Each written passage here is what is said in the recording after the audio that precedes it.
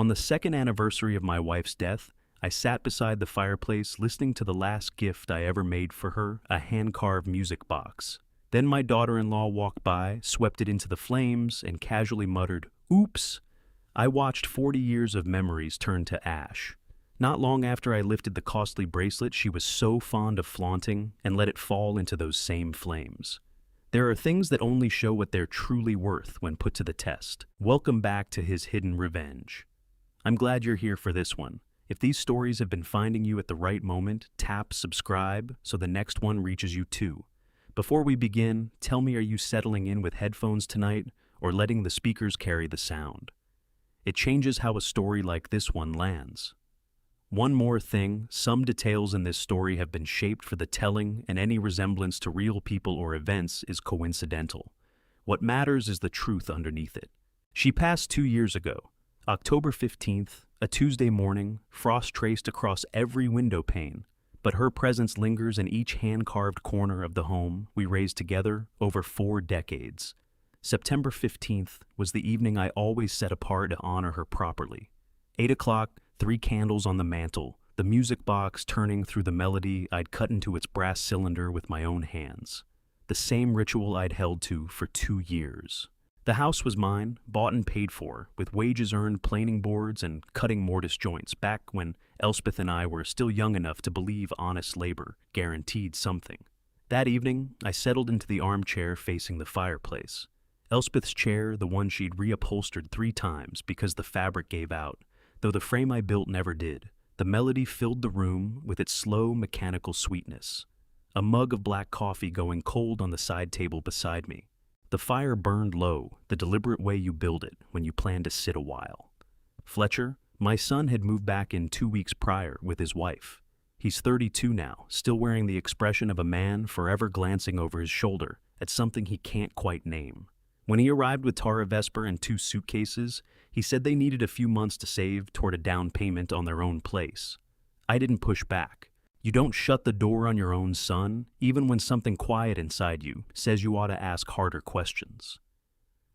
Tara was 29, dressed in clothes that announced money, but felt hollow the moment you looked past the surface. She moved through the house the way an appraiser does, measuring demolition potential rather than what might be salvaged. I'd caught her that first week sizing up the living room, with her eyes lips shifting like she was running numbers I wasn't meant to see. But that night, September 15th at 8:15, I was alone with my coffee and the music box, 3 candles burning, for a woman who deserved far better than to fade from memory. The house held nothing but the melody.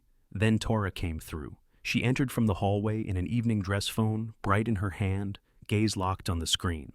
There was room enough to walk clear of the fireplace.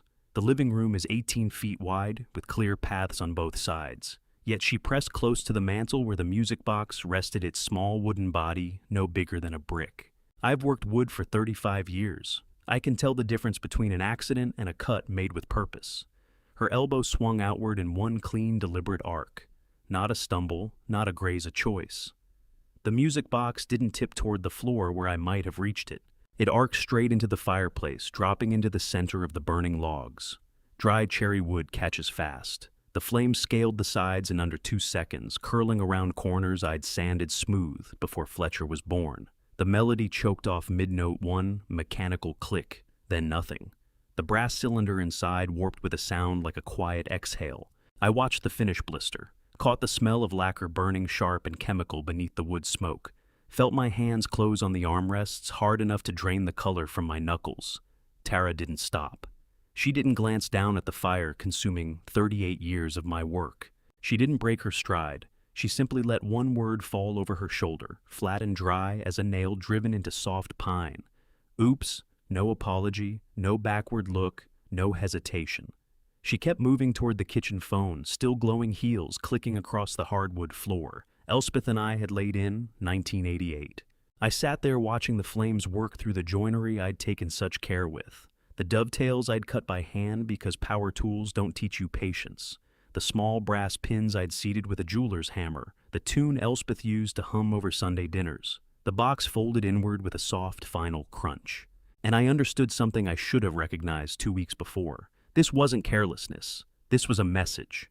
Fletcher appeared in the kitchen doorway 30 seconds later, his face carrying the look of a man who'd heard the silence and knew exactly what it meant. He looked at the fireplace, then at me, then at the bare space on the mantel where the music box had been. His mouth opened, nothing came out. He turned and followed his wife into the kitchen without a word. That night, one thing became clear to me. Family love should never ask you to surrender your dignity. The word oops hung in the air like the smoke still rising from the coals. A dead quiet settled over the room. I didn't weep. I didn't raise my voice. I sat there until the fire began to fall. Then I reached into the embers with the iron poker and pulled out what remained 3 pieces of charred wood and a warped brass cylinder that would never carry a melody again. I set them on the hearth to cool, and I knew precisely what had to happen next. My gaze drifted from the dying embers to the emerald-cut bracelet resting on the mantel, the one Tara had left there earlier that evening. The one she'd made sure everyone in the house understood had cost $25,000. The quiet held for maybe 10 seconds. Then Fletcher came rushing back into the living room, his face the color of unfinished maple exposed to too much heat too fast. He'd seen the ruined music box, seen the charred pieces cooling on the hearth. Now he was shouting. "You're going to pay for that bracelet," he said, his voice climbing with each word. $25,000, and you're going to apologize to her right now. I stayed in the armchair and looked at him the way I look at wood that's already warped, wondering when the fracture began, whether it happened in the kiln or years earlier while the tree was still growing. "You can send me the bill," I said. "But first ask your wife why she chose to destroy something I made for your mother's birthday." Fletcher's mouth opened and closed twice. His hands were trembling. Behind him, I could hear water running in the kitchen. Tara washing dishes or pretending to making noise so she wouldn't have to step back into this room and face what she'd done. "It was an accident," Fletcher said. "She didn't mean your mother died 2 years ago on October 15th, I said. "I built that music box for her 38th birthday in 1985. 43 hours of work, and your wife walked past it tonight with 8 feet of open floor on either side, pressed herself against the mantel, and swept it into live flames with her elbow. Then she said, 'Oops,' and kept walking." Fletcher's face drained from red to white. His mouth opened again. Nothing followed. I rose slowly the way you move when a decision is already made and there's no reason to rush what comes next. I walked to the mantel at the same deliberate pace I use approaching a workbench. My son retreated 2 steps without seeming to notice he was doing it. The bracelet sat where Tara had set it when she'd gone to change for dinner, emerald-cut stones in a white gold setting, heavy enough to feel costly when you lifted it. I picked it up, held it to the lamplight for 1 second, studied the way the stones caught the glow, noted the faint yellow tint that had no business being there if they were what she claimed. I've spent 40 years learning to read materials. Wood grain tells you where a tree was wounded, where rot hides just under the surface. Metal tells you whether it's been properly worked or merely polished to conceal weakness. And stones? Well, stones either carry the clarity born from a billion years of pressure, or they don't. I dropped the bracelet directly into the glowing embers with the same precision I'd use seating a mortise joint. "Accidents happen," I said. Fletcher made a strangled sound. "Are you insane? That's $25,000. I wasn't insane." I was seeing clearly for the first time. The fire took the metal and stones almost at once, but something about the flame was wrong. Rather than burning clean, it flared chemical blue, the kind of color you get from synthetic materials, not natural carbon. A harsh smell filled the room, sharp and plastic. Nothing like the clean smoke off burning wood or even melting gold. I've worked with materials my entire working life. I know what real things smell like when fire reaches them. I know what false things smell like. Real diamonds don't burn blue. They don't smell like melting plastic. They don't crack and shatter under moderate heat. Cubic zirconia does. The leather band curled first, blackening and throwing off that acrid stench. Then the stones began to pop, one by one, hairline fractures running through synthetic crystal that had probably been set in white gold-plated brass all along. The whole bracelet caved in on itself within 30 seconds, leaving behind a twisted knot of metal and ash that wouldn't fetch $50 at a pawn shop. Some people construct their lives the way shoddy carpenters build furniture, all veneer over particle board banking, on nobody examining the joinery too closely. Tara stepped out of the bathroom at exactly the wrong moment, or maybe the right one, depending on how you measured such things. She took one look at the fireplace, at the chemical blue flame, still curling around what had been her bracelet, then at me, standing there with my hands in my pockets, and let out a shriek that probably carried 3 houses down the street. The sound ripped through the house like a bandsaw catching a hidden nail, high, sharp, and furious. Fletcher stood frozen halfway between his father and his wife, stranded in the space where $25,000 of illusion had just collapsed into $150 of truth. His mouth was still open. His face had gone the color of raw ash. I looked at the burning bracelet, then at Tara, then at my son. "Cubic zirconia," I said quietly. "White gold plate over brass. You can buy that exact model online for $149 plus shipping. I know because my sister picked up one just like it 3 years ago, for her granddaughter's sweet 16. Tara's shriek cut off like a switch thrown in the dark. The quiet that replaced it was somehow louder. That night, I understood 2 things. First, Tara was building a castle in the air, and Fletcher was hauling the bricks for her, without once stopping to check whether they were solid or painted foam. Second, if her wealth was theater, if the diamond bracelet was cubic zirconia, and the designer dress was likely a knockoff, and the whole luxury life was stage dressing, then I needed to know what else she was concealing. Because people who lie about small things almost always have larger lies waiting behind them, and I knew exactly where to start looking. Fletcher hit the kitchen at 7 in the morning, already shouting, before I'd finished pouring my first cup of coffee.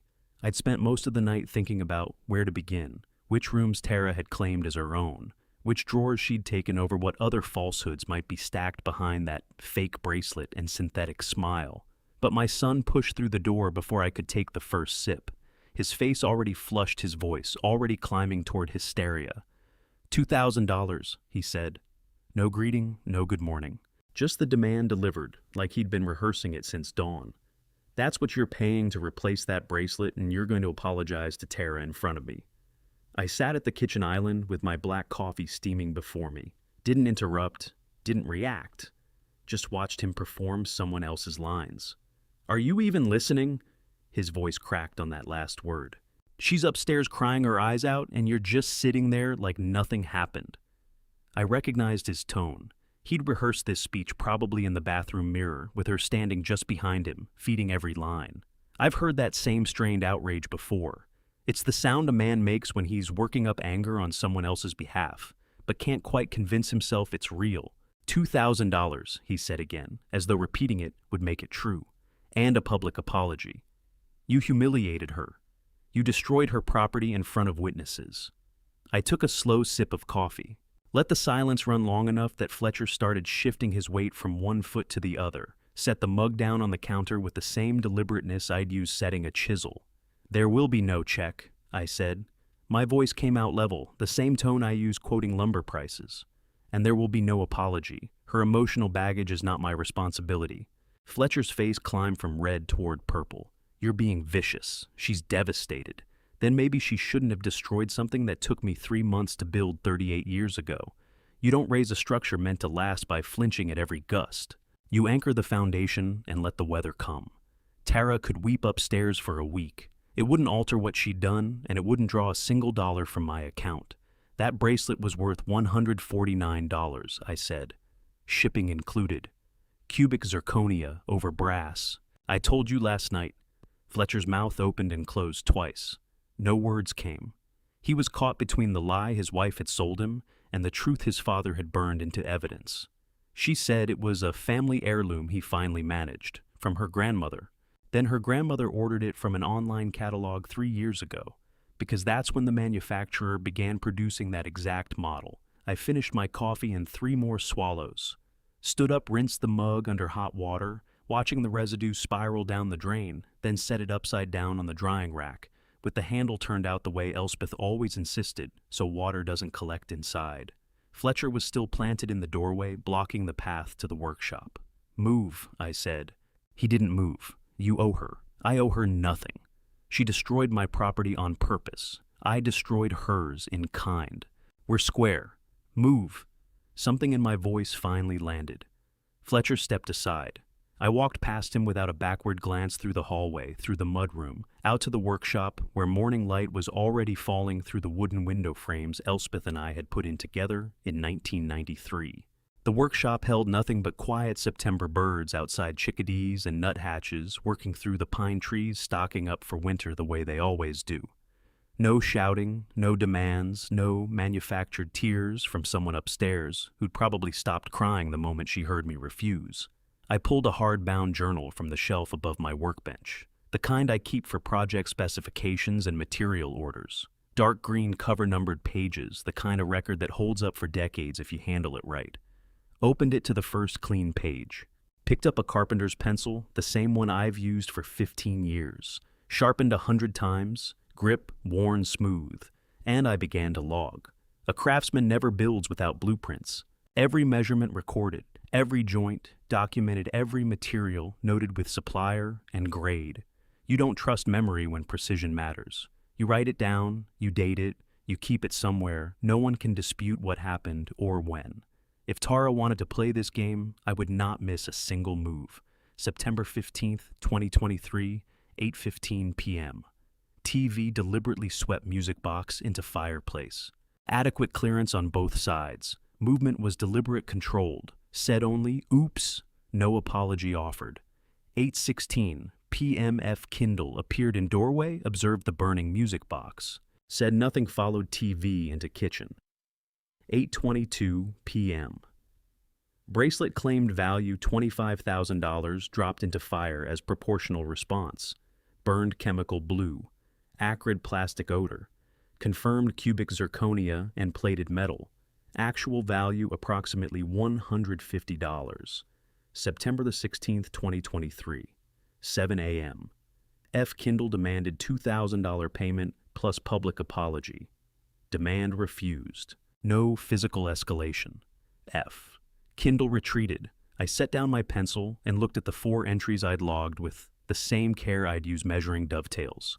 Time, location, witnesses, exact words, material analysis. That journal would become the most important thing I ever put to paper. Not because of what I'd already recorded, but because of what I was about to uncover. This wasn't blind anger or small-minded payback. This was blueprinting. Every builder understands you can't construct a defense without knowing precisely what you're defending against. And you can't contend with an adversary if you haven't tracked their movements. The morning light shifted across the workbench, catching dust in the air. Outside, the chickadees kept at their work. Inside, I had 4 entries outlining a pattern I was only beginning to read. This journal would follow every move they made going forward. But what I hadn't grasped yet was that it would also expose the moves they had already made, the ones I hadn't been watching for, the ones unfolding in rooms I hadn't thought to check, in conversations I hadn't been there to hear. And the first place to look was the room Tara had already claimed as her own. Tara walked into my kitchen on a Tuesday morning and opened the refrigerator like she was checking into a hotel breakfast buffet.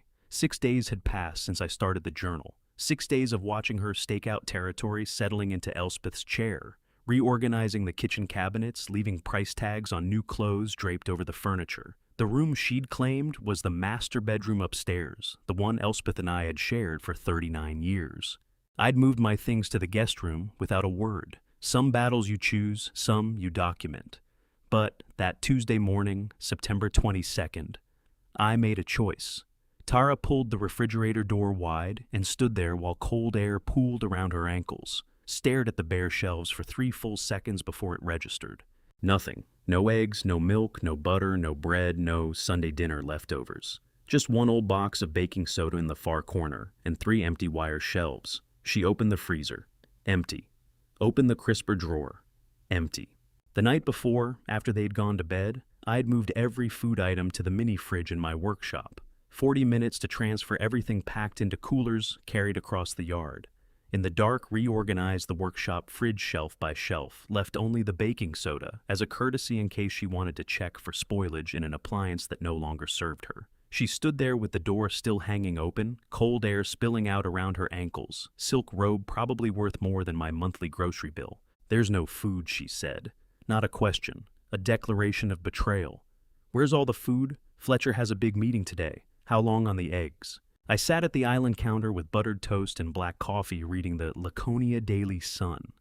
Didn't look up. "I have no idea, Tara," I said. "I suppose that depends on what time you start cooking them." "What are you talking about?" "You always..." I always provide for people who live under this roof and treat it with respect, I said. Still didn't lift my eyes from the paper. You destroyed something that cannot be replaced. I'm not your caterer. Her voice climbed half an octave. Fletcher is starving. You can't just... There's a market on Mill Road, I said, turned the page and smoothed it flat with my palm. 12-minute drive, open at 7.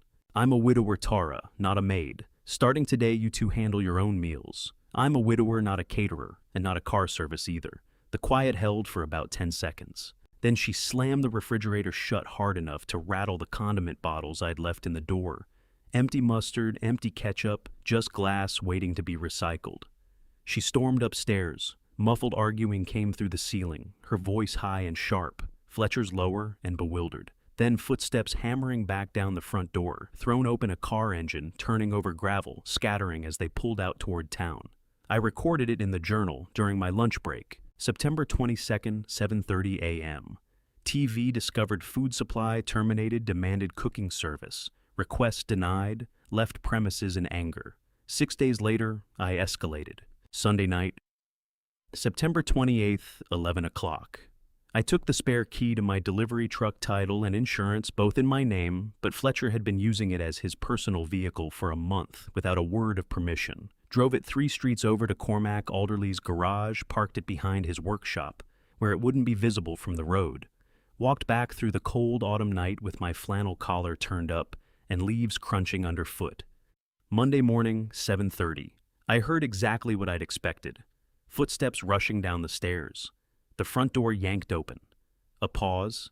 Then the front door slammed so hard, the kitchen window shook. Heavy footsteps pounding back through the hall. Fletcher burst into the kitchen, face-drained, white breathing, like he'd sprinted 100 yards. "No, Dad, the truck's not in the driveway." The words tumbled out without pause. "It's gone. Tara is going to be late for work." I noted his slip calling me Dad only when panicked, like muscle memory rising from childhood, before Tara had finished rewiring him. The rest of the time, it was silence or accusations. "Where is it?" His voice cracked. "Did someone steal it?" I stood in the workshop doorway with peppermint tea steaming in my hands, watching him, the way I watch wood grain, reading for the pattern beneath the surface noise. "I put it in storage, Fletcher," I said. Same tone I use quoting lumber prices. "It's no longer available for your daily commute." His face went from white to red in about 2 seconds. "But we need it." "How are we supposed to get to work?"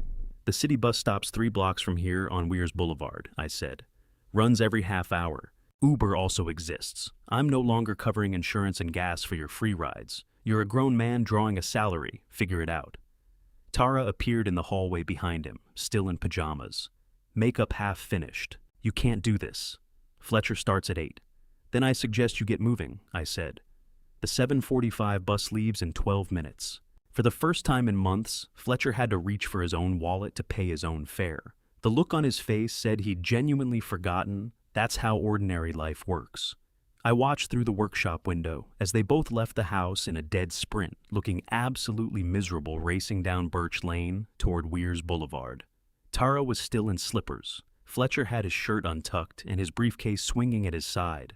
They made the bus with about 15 seconds to spare. I watched it pull away from the corner, brake lights glowing red in the morning fog. That morning, they paid their own way for the first time since moving in, and I logged every detail in the journal. September 29th, 7:30 a.m. Truck relocated to secure storage. F. Kindle discovered vehicle unavailable, directed to public transit. Both subjects departed on foot at 7:43 a.m. to catch city bus. Self-reliance commences. Their dependence was ending. My documentation was just beginning. What I hadn't yet grasped was that while I was cutting off their resources, someone else was asking questions about mine.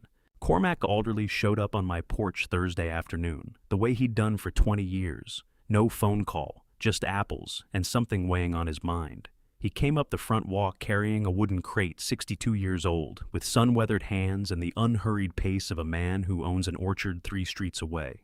We'd been business partners back when I was still taking custom furniture orders, and he needed someone to mill his apple crates to exact specifications. The partnership wound down when I retired, but the friendship kept arriving with Macintosh apples every October.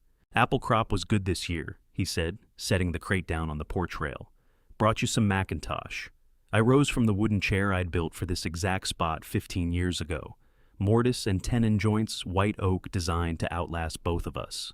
Coffee, I asked. Always. I went inside, filled 2 mugs from the pot I'd brewed an hour earlier, came back out to find Cormac already settled in the second chair, taking in the bright red maple turning in the front yard. October 1st and autumn was arriving hard. We talked about wood for a while, about the weather, about the Henderson place, 3 houses down, that needed a new roof before winter. The easy quiet that comes from knowing someone long enough that you don't feel the need to fill every silence. Then Cormac set his mug on the armrest with deliberate care, the kind of movement that signals a man has been sitting on something for the past 10 minutes. Gareth Fenn called me last week, he said. I looked at him and waited, asked about property values around here, asked whether your house had a mortgage, said it was routine estate planning. The coffee in my mouth went metallic. I swallowed it anyway. What do you make of that? I asked. Cormac lifted his mug and turned it slowly in his hands as if reading something in the glaze. I think no lawyer rings a client's neighbor about estate planning as a routine matter, not after 18 years. What kind of estate attorney, after managing a family's assets for 18 years, starts calling the neighbors about property values? The answer settled into my chest like a dropped stone. The kind who's building a case for someone else. The kind who needs outside confirmation because he's preparing a claim his client has no legal standing to make on her own. How long ago, I asked. Last Tuesday, September 24th, 8 days after I'd opened the journal, 1 day after I'd emptied the refrigerator. Did you tell him anything? Cormac shook his head, told him I don't discuss my neighbor's affairs. But I thought you ought to know he's making inquiries. I looked at the maple tree, at the leaves shifting through the colors Elspeth used to say, looked like fire. Thank you. Cormac stood, drained the last of his coffee, set the mug on the porch rail beside the wooden crate. Whatever's going on in there, he said, nodding toward the house. You've got people out here. Don't lose sight of that. He walked back down the path, the same way he'd come. No hurry, no drama. Just steady presence moving through the afternoon light. I logged it in the journal before dinner. October 1st, 2:15 p.m.a. Alderley reports G. Finn contacted him September 24th, requesting property valuation and mortgage status, claimed estate planning routine. 18-year client relationship makes inquiry suspicious. External investigation confirmed. 2 days later, my daughter called. I was in the workshop sanding a piece of black walnut when the phone rang. Saturday afternoon, October 3rd. 3:30 autumn light pouring through the windows at that low angle that turns sawdust into gold suspended in the air. Dad? Audra's voice carried that carefully constructed note of concern I'd recognized since she turned 16, every time she'd wanted something. She was 35 now, living 2 states away with her husband Warren, and I hadn't heard from her in 4 months.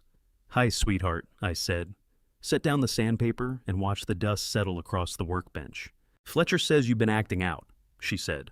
The words arrived with rehearsed cadence, like she'd run through them beforehand. Maybe you should talk to someone, just to make sure everything's okay. Is that why you called Audra? I kept my voice level. Or is there another reason? The pause that followed told me everything I needed to know. Warren's business is really struggling, she said. The worried daughter tone shifted slightly, became something more transactional. I was thinking maybe you could help us out. Just $40,000. We'd call it an early inheritance to keep things fair with Fletcher. There's no early inheritance, I said. There's no inheritance at all until I'm dead. And I intend to be very much alive for a long time yet. But, Dad, we're family. We need what you need is to sort out your own finances.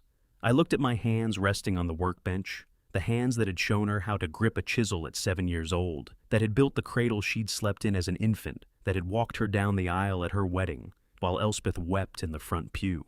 I'd loved her since before she could take a step on her own, but love is not a blank check. I have to go, I said. Dad, please. I hung up quietly, set the phone beside the walnut piece on the workbench, and stood there a full minute listening to the afternoon silence. That was the last time Audra called for a long while. When she reached out again, it wouldn't be over the phone. I logged it in the journal before returning to the sanding. October 3rd, 3:30 p.m. A. Kindle daughter called, opened with concern about mental state coached by F. Kindle. Requested $40,000 labeled as early inheritance for husband's business. Request denied. First direct financial demand from child 2. I set the pencil down and looked around my workshop, the space Elspeth and I had built together, where I had taught both children to work with wood when they were young enough to need step stools at the bench. Fletcher and Tara pressing for money from inside the house. Audra pressing for money from 2 states away. And Gareth Fenn, the man who'd handled our estate planning since Elspeth first fell ill 18 years ago, asking neighbors about my assets like he was assembling an appraisal file. It was time to find out precisely what they all thought I had for the taking. I walked into Lakeshore Trust Bank at 9 o'clock Monday morning and asked for something I should have requested months before the full statement history for the convenience account I'd opened with Fletcher 2 years earlier. The personal banker led me to a consultation room with glass walls and oak veneer furniture. Real oak would never peel at the corners that way, but banks favor appearance over substance. I settled into a chair designed to look comfortable, but built to be cheap. I need the 12-month statement for the convenience account, I said. Everything transactions, withdrawals, the complete record. She typed at her computer reading glasses perched on her nose. Of course, Mr. Kindle. This is the account opened in October 2021. Yes, the account I'd opened 3 weeks after Elspeth's funeral when I was still moving through days like wading through fog. Fletcher had suggested it said I ought to have someone authorized to manage finances if anything ever happened to me. It made sense at the time. A safety net joint signature authority so he could pay medical bills if I wound up in hospital handle emergencies when I couldn't. Every dollar in it came from my retirement income. Not inheritance, not assets, my money. The banker printed 6 pages and slid them across the desk. I put on my reading glasses, the ones I use for fine detail work for reading contract specs and lumber grades, and started at the top. October through January, ordinary activity. Small withdrawals for household expenses, exactly what we'd agreed on. February, 3 withdrawals, March 4. April through July, 2 per month, sometimes 3. Each one recorded, each one deliberate. The Lobster Pot, Laconia, $340. Nordstrom, Manchester, $780. Seacoast Spa and Wellness, $520. Designer boutiques, upscale restaurants, luxury service providers, wave after wave of spending across 4 months. I reached the bottom of the 6th page and ran the numbers in my head. The way I calculate board feet, automatic, precise, unavoidable. $18,000 gone. All cash withdrawals, as you can see. The banker said, her tone professionally neutral, each under the reporting threshold. I looked up at her. Reporting threshold. The IRS requires banks to flag cash transactions above $10,000. These withdrawals all fell below that amount. Standard practice for people who prefer to manage cash privately. Theft has fingerprints just the same as craftsmanship does. Some people steal like amateurs, smashing windows, leaving evidence everywhere. Others steal like professionals, picking locks, knowing exactly which tumblers to turn, which regulations to sidestep. Whoever did this knew precisely what they were doing. This was no amateur operation. This was someone with a working knowledge of financial compliance. Someone who understood how to drain an account without tripping federal oversight. I need photocopies of every withdrawal slip, I said. Every signature. She printed them without question. 16 withdrawal slips, each signed on the authorization line.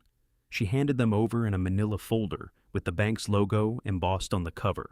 I walked out to my truck, hand steady mind, already moving through the evidence the way I work through blueprints, checking each connection, testing each joint. Parked under a red maple in the far corner of the lot, where nobody would see me through the windshield. Spread the 16 photocopies across the passenger seat. Pulled the magnifying glass from my toolbox, the same one I use to read wood grain, and find defects the naked eye can't catch. A craftsman never judges material without close examination. You don't know whether a board will hold weight until you've studied how the grain runs, where the knots hide, whether the growth rings speak of straight growth or twisted stress. I started with the first slip. April 14th, cash withdrawal, $850. Signature line, Fletcher Kindle. But something was off. I've spent 40 years training myself to see what others overlook. The grain that betrays where a tree was damaged, the joint that will buckle under load, the signature that doesn't quite belong to the person who supposedly wrote it. I held the magnifying glass over the signature, studied the pen strokes, the way the capital letter looped the connections between characters, the pressure applied at each point. I taught both my children to hold a pen when they were 6 years old, showed them how to form letters with care, to sign their names with something like pride. I know their handwriting the way I know the difference between cherry and oak, by feel, by pattern, by decades of familiarity. This wasn't Fletcher's hand. I pulled out the second slip, May 3rd. The signature looked identical to the first. Same loops, same pressure points, same errors. Not Fletcher's errors, someone else's. Third slip, fourth, fifth, all the same hand, all forging his name. I leaned back against the truck seat, magnifying glass still in hand, and felt something crack open in my chest that had nothing to do with wood or craftsmanship. The loop on the W enkindled, the way the letters connected through the middle of Fletcher, the faint hesitation before the final letter. I'd seen that exact pattern 1,000 times in birthday cards and thank you notes, and the careful cursive I'd taught at the kitchen table when she was first learning to write her own name. This was Audra's handwriting. I turned over in my mind how she'd managed it without being caught. Then I remembered 2 years ago, when I opened this account, I'd listed Audra as an emergency contact with family authorization, a small courtesy I'd approved without reading the fine print. At a branch that size, a woman who came in regularly, who knew the account number, who signed a name matching the authorized signatory on file, no teller would look twice at the signature card if the amount stayed modest and the visit stayed routine. She hadn't needed to be clever, she just needed to be patient and careful. My daughter living in Maine, the one who'd called 4 days ago, playing the concerned distant child, the one asking for $40,000 while sounding genuinely worried about my mental state. She'd been flying back to New Hampshire at least 4 times in 4 months, based on these slips, walking into this bank, forging her brother's signature, withdrawing my money in measured amounts that wouldn't trigger federal reporting. Not Tora stealing, not Fletcher. Audra. I sat in that parking lot for 25 minutes holding photocopies of my daughter's handwriting, the same daughter I'd taught to hold a pen when she was 6 to sign her name in careful loops with something like pride. The same daughter who'd just tried to persuade me I was coming apart mentally while she'd been running a steady fraud for 1/3 of a year. I looked at 16 photocopied signatures, all in Audra's handwriting, all forging her brother's name, all stealing from the father who taught her to write. The one I'd trusted least had been behind it the whole time. And if she'd been stealing for 4 months, what else had she been scheming? How far back did this go? What had Elspeth known before she passed? I needed to understand what my wife had been trying to leave me, and the answer was sitting in the workshop. I carried what remained of the music box to my workbench that evening, not to fix it, but to understand why Tara had chosen this particular object on this particular night. The yellow craftsman lamp threw harsh light across 3 scorched pieces of cherry wood that had once been something worth keeping. I set them down the way I'd handle any piece of work, charred or not, and rotated them slowly beneath the beam. A craftsman never discards material before he's looked at every inch. Fire exposes structure the way sandpaper exposes grain. It shows you what's underneath the finish, what holds when everything else gives way. The top had gone fast, dry cherry thin panels. 43 hours of carving, reduced to ash and cinder. The sides had broken into blackened fragments, barely recognizable as the careful joinery I'd taken such pride in back in 1985. But the base, the foundation I'd laid everything else upon, sat nearly whole. I lifted it, felt the heft of it. Hard cherry, the densest stock I could source back when I was young enough to believe that if you built something solid enough, it would outlast everything. The char had barely touched the surface. The grain still showed through the black residue. I turned it over, examining the underside the way I would any piece of woodwork, checking for warping, checking the joints, hunting for damage that a quick look wouldn't catch. The velvet lining on the bottom had come loose at one corner. I pulled at it gently. The whole piece lifted free, not torn, not touched by fire, just unattached, as if it had never been glued, as if it was built to come off. Beneath it, smooth cherry wood, with a single slot cut into the surface, maybe 5 millimeters, across, barely visible even under direct light. The kind of thing you'd only notice if you were the one who made it, if you knew your own work well enough to take it apart piece by piece. Elspeth, you knew where I'd look. You knew I wouldn't discard damaged wood without going over every inch first. Marriage is like fine joinery. The real strength isn't in what shows on the surface, it's in the hidden joints that hold everything together, even when one piece is gone. I slid my fingernail into the 5mm slot, felt a metal edge against skin pulled carefully. Something shifted, came free. A small brass key appeared. Old-style safe deposit box key, oxidized green at the edges, but solid underneath. I held it under the lamp, turning it slowly, and made out careful lettering engraved along the handle. DU Box 1147, Lakeshore Trust Bank. DU, Elspeth Kindle, Elspeth Kindle. My hands began trembling before I noticed they were moving. 40 years of steady hands that could cut dovetails in the dark. And now, they shook holding a piece of brass no bigger than my thumb. Lakeshore Trust Bank, the same bank where I'd sat just that morning, uncovering my daughter's theft. The same building where I'd requested statements and photocopies and confirmation that $18,000 had vanished from an account I'd trusted my children to protect. Box 1147. How long had this been in there? How long had you been shielding me from something you saw coming? I looked back at the slot, reached in with 2 fingers, felt paper, drew it out carefully, yellowed at the edges, folded with the precision Elspeth brought to everything she touched. The creases were sharp even after years in the dark. I unfolded it under the lamp. The handwriting was shakier than I remembered, written after the illness had begun weakening her hands. But her mind had stayed diamond sharp. I recognized every loop and stroke, recognized the way she formed the capital I, the way she crossed the T. I recognized the woman who'd taught me more about patience than 40 years at the workbench ever could. The note read, "If you find this something has gone wrong, this is yours alone. A.M. Shear 7, words 13, if you count the signature and the location. Written in the careful hand of someone who knows she won't be there to explain, who needs every word to carry whatever weight it may have to bear for years."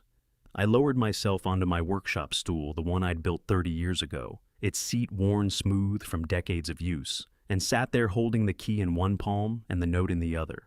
She had known before she died in October 2021, before Fletcher moved back in with Tara, before Audra began forging signatures, and Gareth started calling neighbors, and any of this got underway. Elspeth had known something might go wrong, had known enough to hide protection where only my hands would find it. Inside the music box I'd built for our first anniversary, in the work we'd made together, in the foundation that had survived fire, because I'd chosen the densest wood, because I'd wanted it to last forever. You hid this where only I would look, where only a craftsman would think to examine ruined work before throwing it away, where only someone who had known me for 40 years would know to place something meant for my hands alone. I sat with that small key in my palm, the same hand that had held hers through 40 years of marriage, the hand she'd guided when showing me which way the grain ran, the hand she knew would find what she'd left behind. The workshop carried the smell of old wood and machine oil, and the faint char still clinging to the music box fragments. Outside October, darkness had settled in completely. Inside the yellow lamp made everything look suspended, preserved underwater waiting. I read the note a second time. If you find this, something has gone wrong, this is yours alone. Something had gone very wrong. My son living under my roof with a wife who had destroyed irreplaceable work. My daughter forging signatures from 2 states away. My lawyer phoning neighbors with questions he had no right to ask. $18,000 gone, $40,000 more demanded, and Elspeth gone 2 years now, yet still guarding me from threats she'd spotted before I ever could.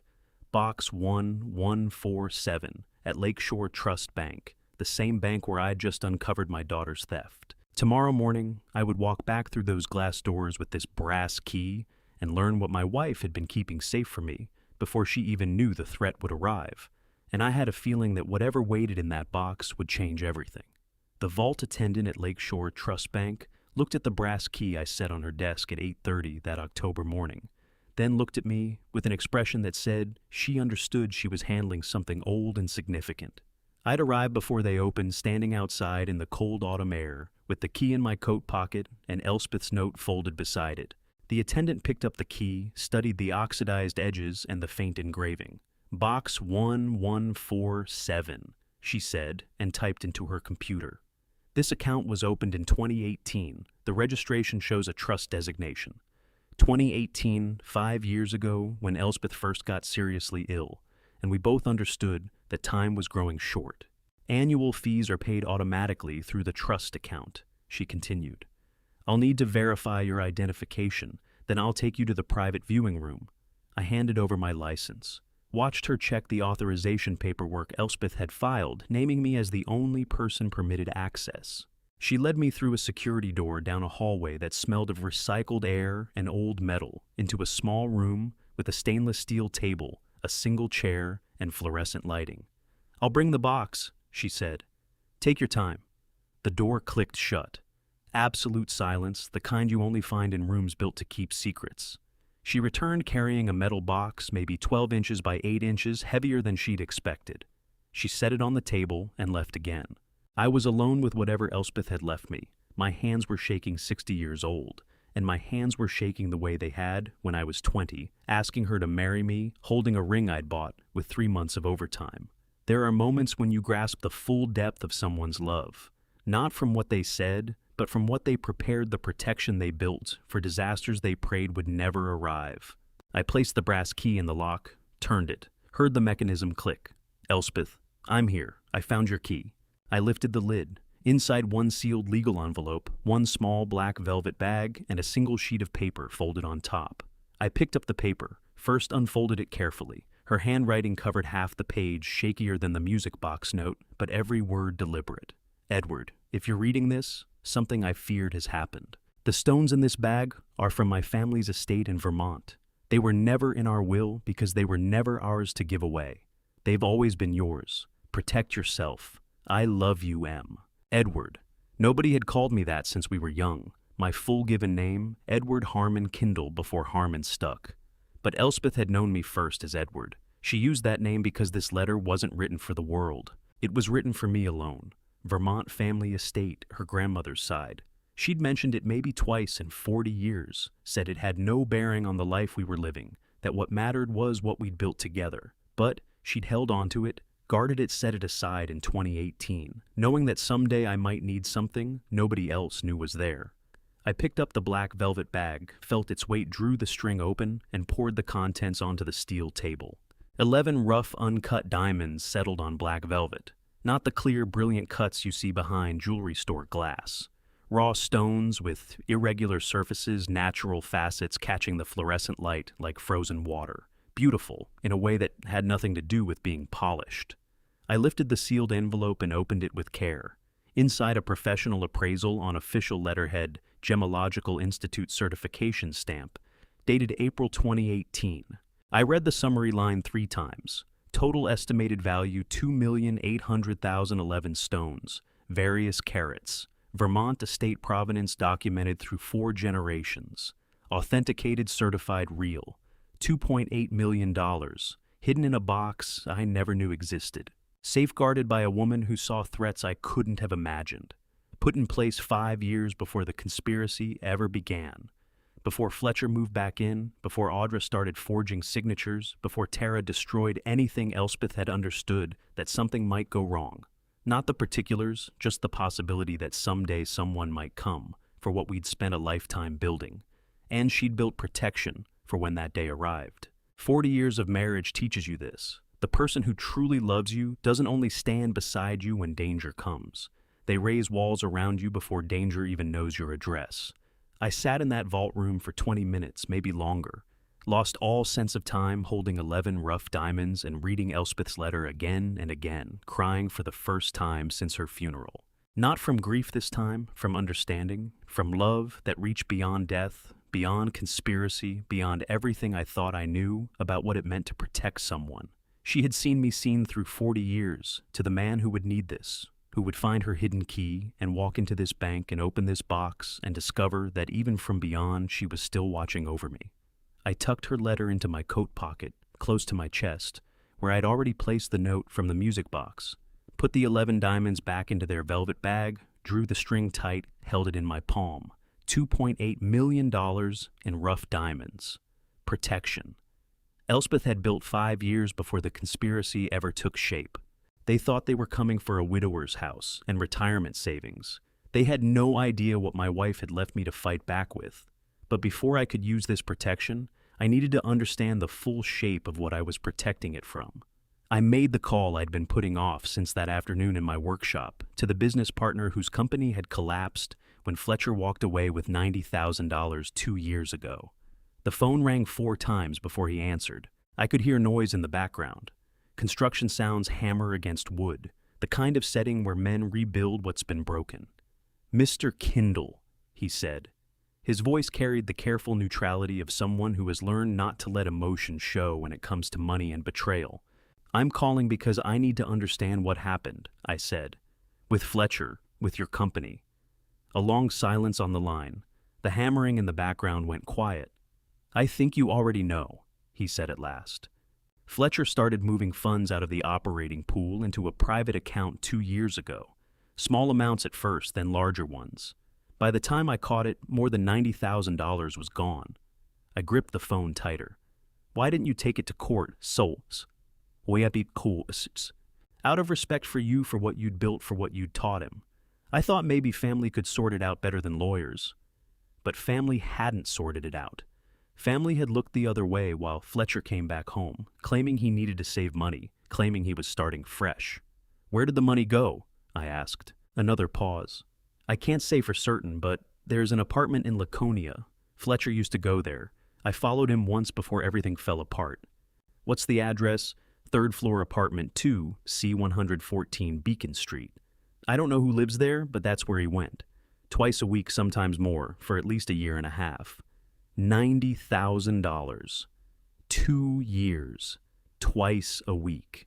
This was no accident. This was a structure he'd assembled while I was teaching him about integrity, about responsibility, about the kind of man his mother would have been proud of. "Thank you," I said. "Mr. Kindle, I'm sorry for all of it."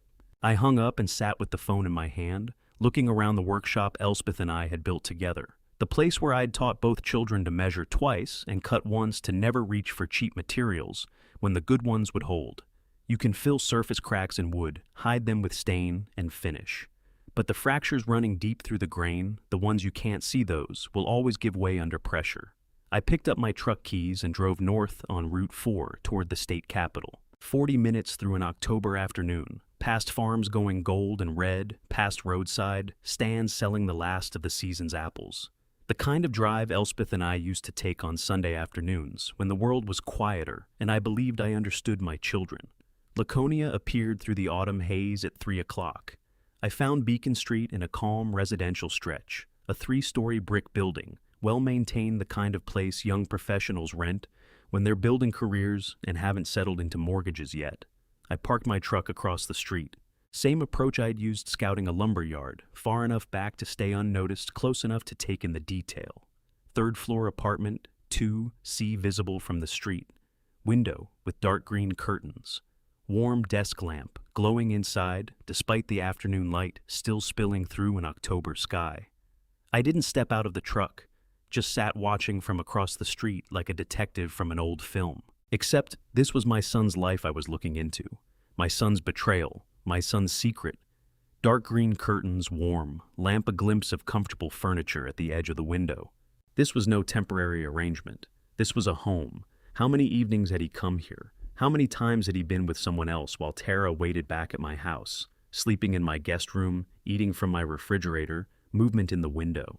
A silhouette crossed the lamp, a young woman's slim figure moving through the apartment with the ease of someone completely at home. She reached up to adjust something on a shelf, moved toward what looked like a kitchen area, disappeared from view. I couldn't make out details, just shadow and shape, but I understood. I didn't know her name then. Just a silhouette behind dark green curtains, moving through a life built on stolen money someone Fletcher had chosen when a more convenient arrangement presented itself. I drove home without knowing she would turn out to be the most unexpected piece of this entire puzzle. $90,000 spent constructing a complete second life, all while living rent-free under my roof, using my truck, claiming to save toward a house with his wife, eating my food, accepting my shelter, and looking me in the eye every morning at breakfast. This is what Tara holds over him. This is why he can't refuse her demands. She knows about this apartment, about this woman, about the embezzlement that paid for all of it. She likely found out months ago. Maybe that's what drove her to push for moving into my house in the first place. Why she's been so brazen in her contempt. She owns him now. not through love, through leverage. I found myself wondering when I had missed Fletcher's fracture. Was it when his mother died and grief reshaped him into someone I no longer recognized? Was it when Tara entered his life with her manufactured jewelry and real ambition? Or had the crack been there since childhood, invisible beneath the surface, waiting for enough weight to expose it? I started the truck and pulled away without another look at the apartment, at the silhouette, at the life my son had built with stolen money while pretending to be someone else. Drove home as the sun went down over the New Hampshire hills, finally grasping the full architecture of the betrayal I was standing inside. Audra stealing $18,000 through forged signatures. Fletcher embezzling $90,000 for a secret apartment and a secret life. Tara blackmailing him with what she knew about the affair, using it as a lever, pushing him toward the destruction of his own father. And somewhere beneath all of it, Gareth Fenn calling neighbors about my property value, building a case I hadn't yet been able to see. They had assembled this conspiracy with care, certain they were dealing with nothing more than a grieving widower craftsman too broken by loss to notice what was taking shape beneath his own roof. But they didn't know I was building something too. What I was about to uncover would shift the ground beneath everything I thought I knew. Not just what had been taken, but who had been doing the taking and how long it had been going on. Before we get there, I want to ask you something. If you suspected someone close to you was working against you in secret, would you confront them immediately, or would you wait and build your case in silence? Gareth Fenn called on October 14th with the voice of a man who believed he was speaking to someone who had no idea what was being done to him. Smooth, measured, solicitous about my estate planning needs. 6 days had passed since I'd found Fletcher's apartment in Laconia. 6 days of watching, waiting, adding entries to my journal, while the conspiracy tightened around me like a noose I was meant to overlook. The phone rang at 10 o'clock in the morning. I was in the workshop sanding a piece of walnut when his name appeared on the screen. Harmon? Gareth said, "It's Gareth. I was going through your files and realized we haven't revisited your estate planning since Elspeth passed. I'd like to walk through some protective measures just to make sure everything is in order." Gareth Fenn, 55, carrying mahogany briefcase confidence in his voice, had managed the Kindle estate since Elspeth first fell ill 18 years ago. He'd been at her bedside, witnessed our wills, handled our trusts. Now he was calling to strip it all away. "I suppose that makes sense," I said, adding just enough hesitation to my voice. "When were you thinking, how about this afternoon, 2 o'clock, I have everything prepared?" "Everything prepared." Of course he did. "All right," I said, "I'll be there." I arrived at his Laconia office at 2 o'clock sharp. Mahogany interior leather chairs that groaned when you settled into them, wall of law books floor to ceiling. I sized up the room with a craftsman's eye while Gareth greeted me with his firm handshake and professional smile. The books had pristine spines, never cracked, purely decorative, the kind lawyers purchase by the yard to look established. The expensive Persian rug near the entrance showed wear at the edges, threads pulling loose where feet had passed in and out for years. Financial strain dressed up in expensive performance. "Harmon, good to see you," Gareth said, gesturing toward the conference table. "Please sit down. I've pulled some documents together for us to go through." Papers already spread out, prearranged, waiting for me, like a trap baited and set. I lowered myself into the chair, the way a man does at 60 when his back keeps its own accounting of the years. Studied the papers with appropriate concern. "This is quite thorough, Gareth," I said. "You've always taken good care of our family." His smile broadened slightly. "That's what I'm here for." He slid 2 documents across the table toward me. A new will, power of attorney. He used the calm professional language of a man explaining a procedure to a patient. Soft words about protective measures and peace of mind. A good trap looks like shelter. That's what makes it work. The animal walks in thinking it's found safety, never realizing the door only swings one way. "These are protective measures, Harmon," Gareth said, tapping the power of attorney with his pen. "If anything were to happen, heaven forbid, this ensures your children can help manage things without court involvement." "That sounds reasonable," I said.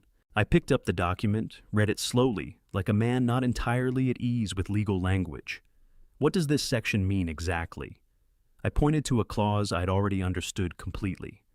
Played my part, watched him play his. "That's the incapacity clause," Gareth explained. "Standard language, it simply means that if you're unable to make decisions, your designated representatives can step in." Standard language. Except it wasn't. I read the clause with a craftsman's precision while keeping up my bewildered expression. The language was abnormally broad, dangerously broad. Any psychiatric evaluation sufficient to trigger a transfer. Medical opinion with no requirement for specialty or independent verification. Reasonable belief by designated representatives that I lacked capacity. No court oversight, no appeal process, no third-party check, one physician's note, one arranged evaluation, one signature from a doctor who owed someone a favor, and my children could seize everything within 72 hours. This wasn't estate planning. This was the architectural drawing of elder abuse. "You don't need to sign today, of course," Gareth said. His voice carried the gentle insistence of a man who knows the sale is already close. "Take it home, think it over. But I do recommend we move on this soon for your protection." For my protection. I looked up at him, at the man who'd sat with Elspeth when she was dying, who'd witnessed our wills, who'd joined us for our wedding anniversary dinner 2 years before she passed, who'd phoned on birthdays and holidays for 18 years. Gareth Fenn had managed my family's estate since Elspeth first got sick. He'd held her hand through her illness, and now he was drawing up the cage to take it all. "I appreciate you looking out for me, Gareth," I said, and began gathering the documents, stacking them with the careful attention of a man who isn't quite sure what he's handling.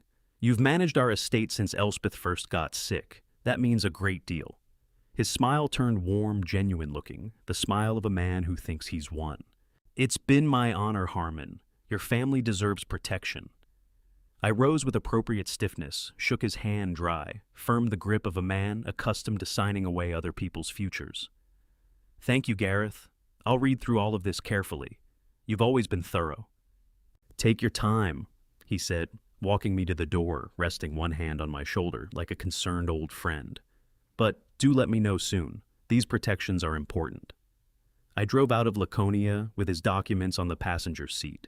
Every clause, every trigger, every trap laid out in black and white. He expected me to sign after careful consideration, expected me to trust the lawyer who'd guided our family through Elspeth's illness and death, thought I was nothing more than a grieving widower craftsman too hollowed out by loss to see the cage being built around me. What he didn't know was that I'd already found another attorney, one who specialized in precisely what Gareth was attempting, one who knew elder exploitation and asset theft when it arrived dressed as estate planning. Willa Norquist's name sat on a note in my coat pocket, written in my own careful handwriting 5 days earlier, after independent research had led me to a Laconia attorney with a reputation for fighting exactly this kind of scheme. And the following morning, I'd find out whether she could help me turn his trap into his cage. Willa Norquist's office in Laconia looked nothing like Gareth's, a smaller space, practical furniture and law books on the shelves that showed genuine wear from being opened and consulted. I walked in the next morning at 10 o'clock carrying 2 sets of documents. I placed Gareth's trap papers on her desk first. The will, the power of attorney, the incapacity clause designed to strip everything away. Then I set the 5-year-old irrevocable trust deed beside them. Willa Norquist, 52. Practicing trust law from this unpretentious office, picked up Gareth's documents. First read for 2 minutes in silence, set them aside, lifted the trust deed, read more carefully, then looked up at me with eyes that understood precisely what Gareth was after. "If I sign any document regarding the real estate inside this trust," I said, "does that document carry legal force?" She read the trust deed a second time with the deliberateness of someone checking measurements before cutting expensive wood. "No," she said. "This type of irrevocable trust, you are a beneficiary with a lifetime right of residency. The trustee is an independent third party. Under the terms set out here, nobody including you can transfer or sell this property. Even if you put your name to something, that document would be void, ab initio void, from the beginning. Under New Hampshire RSA 564B, this trust holds the property entirely separate from your personal estate. You cannot give away what you do not technically own." I settled back in the chair and felt something release in my chest that had been clenched since Gareth spread those papers across his mahogany conference table. So, Gareth's deed transfer document legally meaningless. Willa said, even if you signed it, even if you were coerced or incapacitated or believed you had no choice, the signature would have no legal effect whatsoever. The property would remain in trust, and the power of attorney. Worthless paper as it concerns this property. They could waive it at a judge all day long. The house stays in trust. You stay in residence and no one can compel a sale or a transfer. Elspeth had built a legal fortress the way I build furniture. Every joint reinforced, every stress point thought through, in advance, every surface finished so cleanly, you'd never detect the protection until you tried to force it. "Who helped you put this together?" Willa asked. "This is extremely well crafted." "My wife," I said. "She established it in 2018 when she got sick 5 years before any of this began." Willa nodded slowly, setting down the trust deed with the care it deserved. She saw something coming, not this specifically, just the possibility that someone might try. "Mr. Kindle," Willa said, "your wife gave you the perfect shield. Now let me help you build the sword."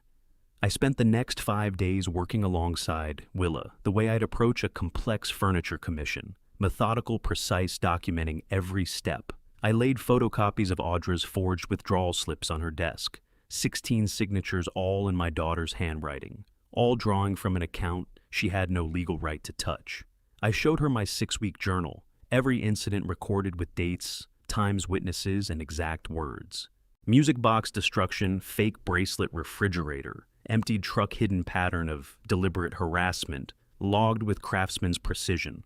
I provided Cormac's written statement about Gareth calling neighbors asking about property values and mortgage status. Dated, signed, notarized. I played the recording from my phone. The October 14th meeting, where Gareth had spread documents designed to strip away my house. Willa built the complaint like an architect drafting blueprints. Every piece of evidence cross-referenced, every statute cited, every timeline verified. "This journal is extraordinary," she said on the 3rd day. "Every detail documented with dates, times, witnesses. You've assembled a complete evidentiary record." "I'm a craftsman," I said. "I don't build anything without proper documentation." "The Bar Association will fast-track this," Willa said. Given the evidence of an elder abuse conspiracy involving a licensed attorney, they'd prioritize review. On October 18th, we filed the formal ethics complaint with the New Hampshire Bar Association. 37 pages of documentation, irrefutable evidence that Gareth Fenn had conspired with family members to exploit a vulnerable client through fraudulent estate planning instruments. Then, we secured the assets. The 11 rough diamonds moved from Box 1147 to a new secure vault under a trust modification. Willa became temporary trustee per an amendment we filed, removing the stones from any potential legal disputes. Even if they somehow obtained guardianship through a corrupted evaluation, they couldn't reach what sat inside protected trust. We filed a formal dispute on the convenience account with Lakeshore Trust Bank. Fraud investigation opened. Account frozen pending resolution. Audra's forged signatures now subject to criminal review. Every asset behind legal walls, every angle covered, every vulnerability reinforced. In the workshop, those evenings I worked on the music box, fitting fractured pieces back together with wooden joinery and careful patience. The mechanism would never play music again. That was beyond saving. But the structure could be rebuilt. Some things can be restored if you have the right tools and enough time.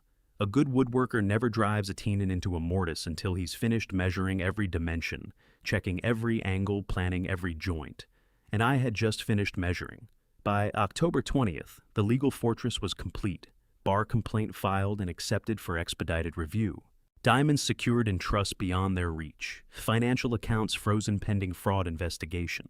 Property protected by irrevocable trust that made Gareth's documents worthless before the ink had dried. Gareth thought he was steering a confused widower toward signing papers that would hand everything over to children who'd spent months laying the trap. He thought I trusted him because he'd managed our estate through Elspeth's illness. He thought grief had left me blind to what was unfolding inside my own house. What he didn't know was that I'd spent 2 weeks constructing the cage he was about to step into. Every bar measured, every lock tested, every entrance designed to close behind him with no way out. And the bait was about to arrive from the most unexpected source. The manila envelope in my mailbox had no return address, just a Laconia postmark, and a weight that suggested more than a letter. It felt like evidence. I brought it to the workshop that Monday morning, October 21st. Set it on the workbench beneath the yellow craftsman lamp. Opened it with the same care I'd use prying, opened a crate of expensive hardwood, Inside, printed screenshots, multiple pages. A group chat titled Family Plan. Members listed at the top. Fletcher, Tara, Audra, and one contact saved only as GF. No last name, no profile photo. Careful enough to stay one step removed. Not careful enough to stay out entirely. I spread the pages across the workbench and read from the beginning. They'd put enough in writing to make a prosecutor's job straightforward. Timeline coordinated. Psych eval, November 30th or December 3rd. Filing same day. Intake within 48 hours. Appraisal, December 10th. Facility selected and discussed by cost. Pinecrest Memory Care, Meredith. $8,500 per month. Split agreed in principal amounts left deliberately vague. Tara had written, GF handles his ends separately. Don't put numbers in here. Roles divided. A handles the medical side. T manages the house. F signs. G, F files. Tara had been careful enough to keep dollar figures off the record, but she hadn't been careful enough to keep the plan itself out of writing. And one message near the bottom read, everything I needed. GF confirms the eval doc will hold up. He's handled this before. Whoever GF was, the family already knew. And now, so did I. They'd been coordinating for months, assembling the cage piece by piece while I watched and documented. Except, now I was reading their blueprint. Every step, every date, every dollar they planned to take.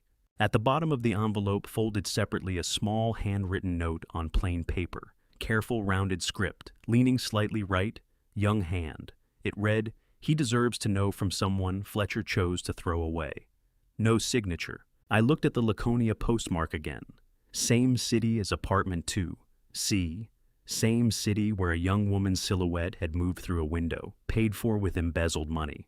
Petra Huxley, 27 years old, discarded when Tara found out, and turned Fletcher's secret into leverage, now sending the weapon that would undo the man who'd cast her aside. There are people thrown away by those they trusted, who understand betrayal in ways I never wanted to learn. And sometimes those people become the most unexpected allies. I photographed every page, uploaded copies to secure cloud storage, and sent the complete set to Willa Norquist with a note, add this to the bar complaint. Then I waited. Gareth called Tuesday morning, suggesting a second consultation to tie up loose ends. I think we should go over everything one more time, he said, voice as smooth as the mahogany desk where he'd laid his trap. Just to make sure you're comfortable with all the protective measures. That sounds good, I said. Same time, 2 o'clock. Perfect, I'll have everything ready. I arrived at his Laconia office at 2 o'clock, settled into the leather chair that shifted under my weight. Gareth smiled with the confidence of a man who thinks he's already won.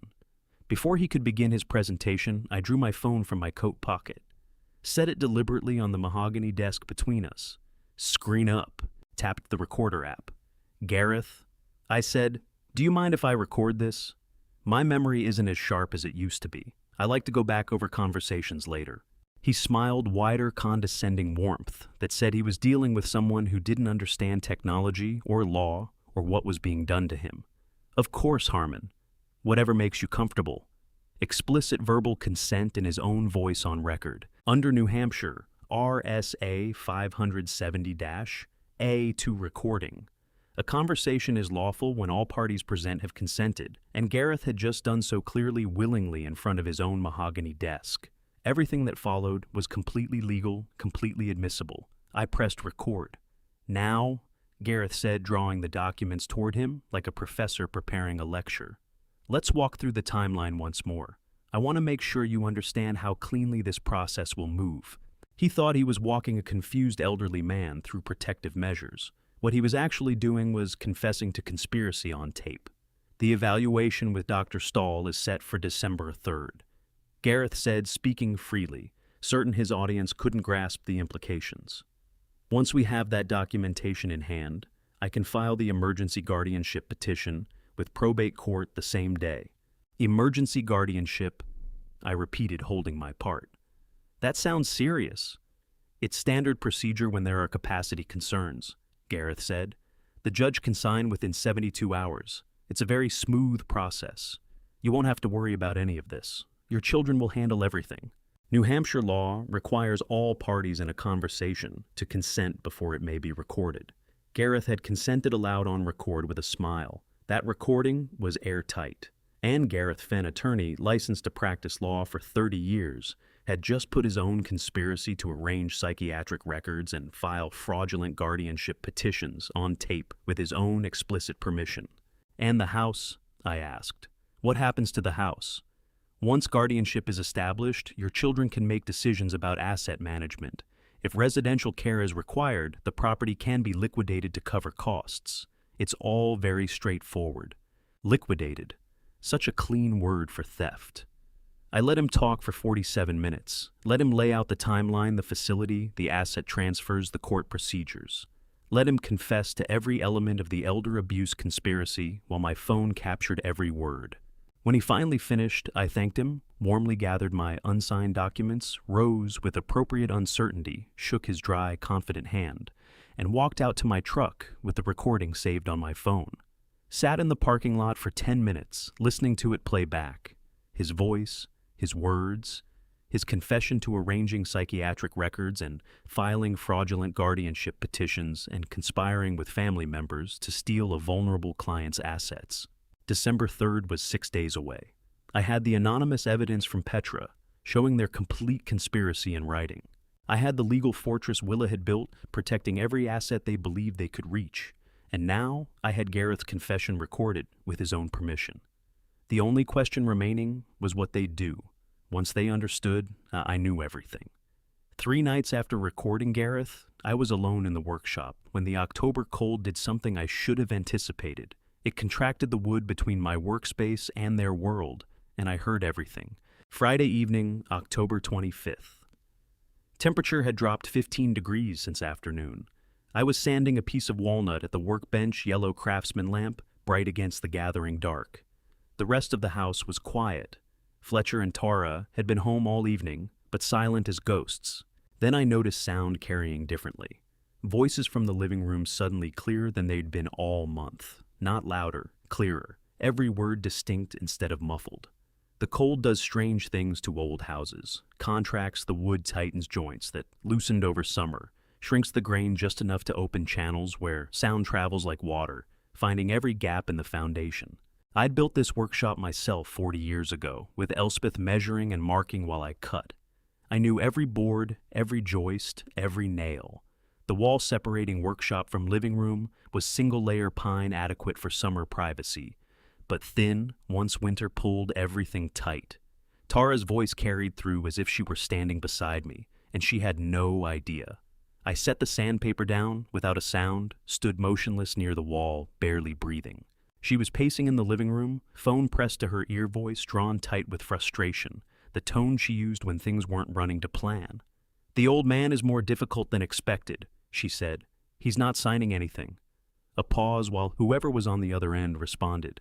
"I know," Tara said, "but Gareth says we need to move faster." She wasn't talking to Fletcher. Her voice had a different quality when she addressed him, softer, more controlled.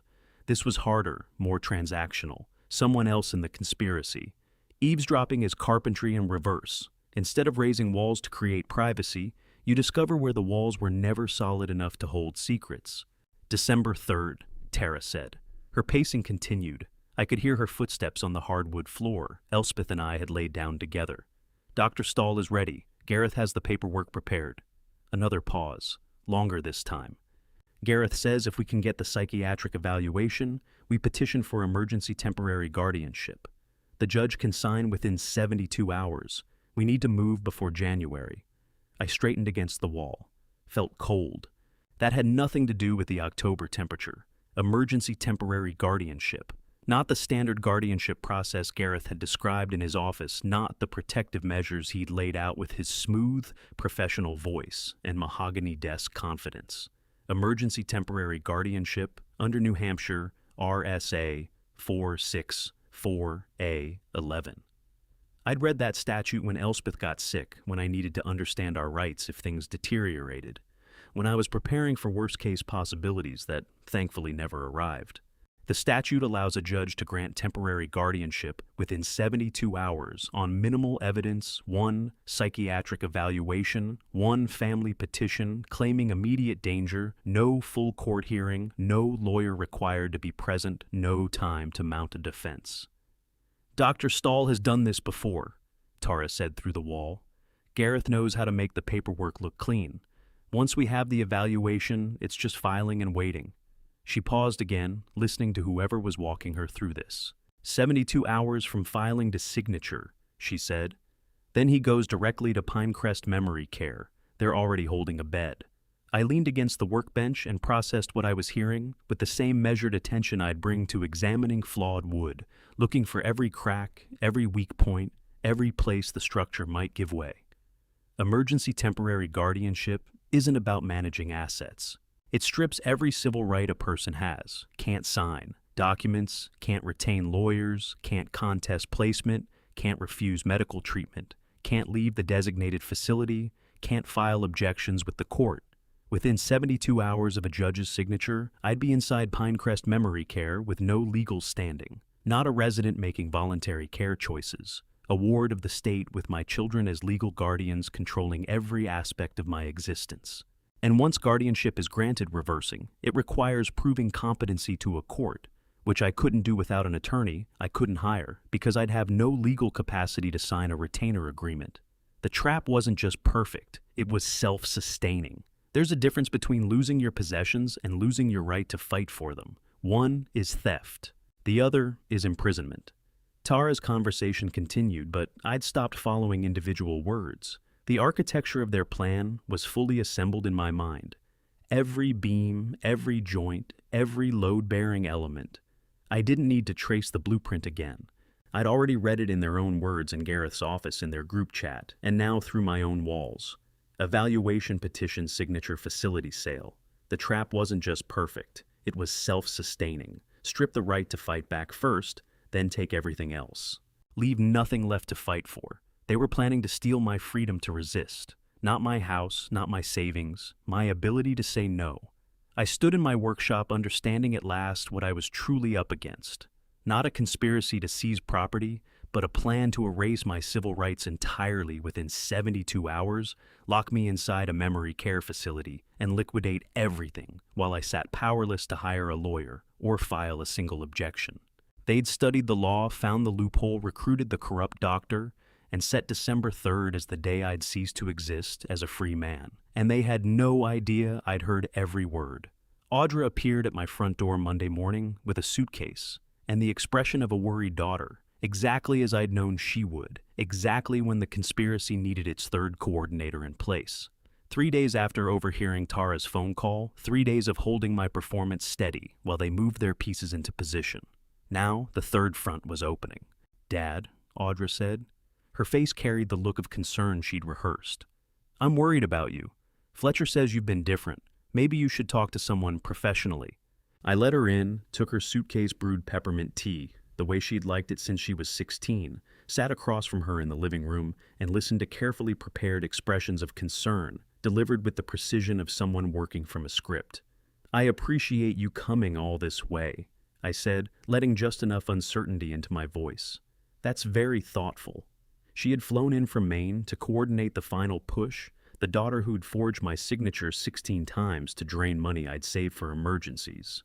Now, sitting in the chair Elspeth used to occupy, drinking tea from a mug I'd made in a pottery class 40 years ago, talking about my mental health, as though she cared about anything beyond the house appraisal scheduled for December 10th.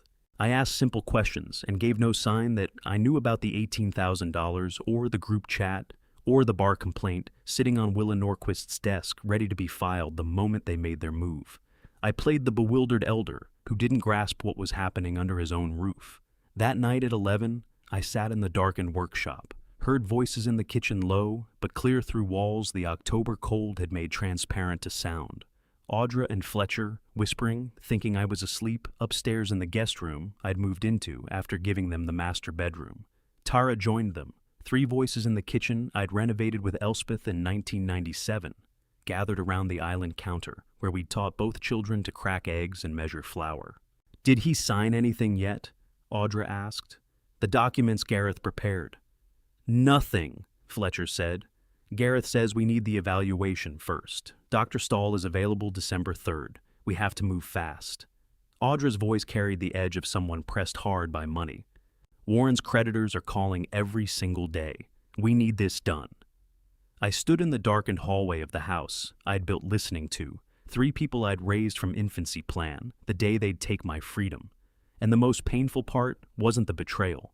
It was how capable they'd become at it. They spoke in clear terms, specific dates, coordinated roles, no hesitation, no guilt in their voices. Just the logistics of disposing of the obstacle I'd become. December 2nd, Tara said. Gareth's bringing everything Monday night. We present it all together, united front. He won't refuse if we're all there. And if he does, Fletcher asked. Then Dr. Stahl evaluates him on the 3rd as scheduled, Audra said. Either way, by December 6th, this is done.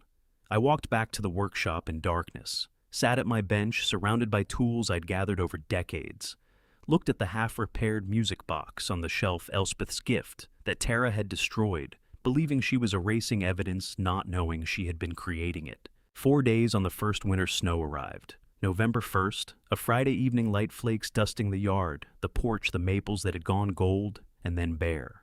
I was sitting outside when Cormac came walking up from the street without calling ahead, the way he'd done for 20 years.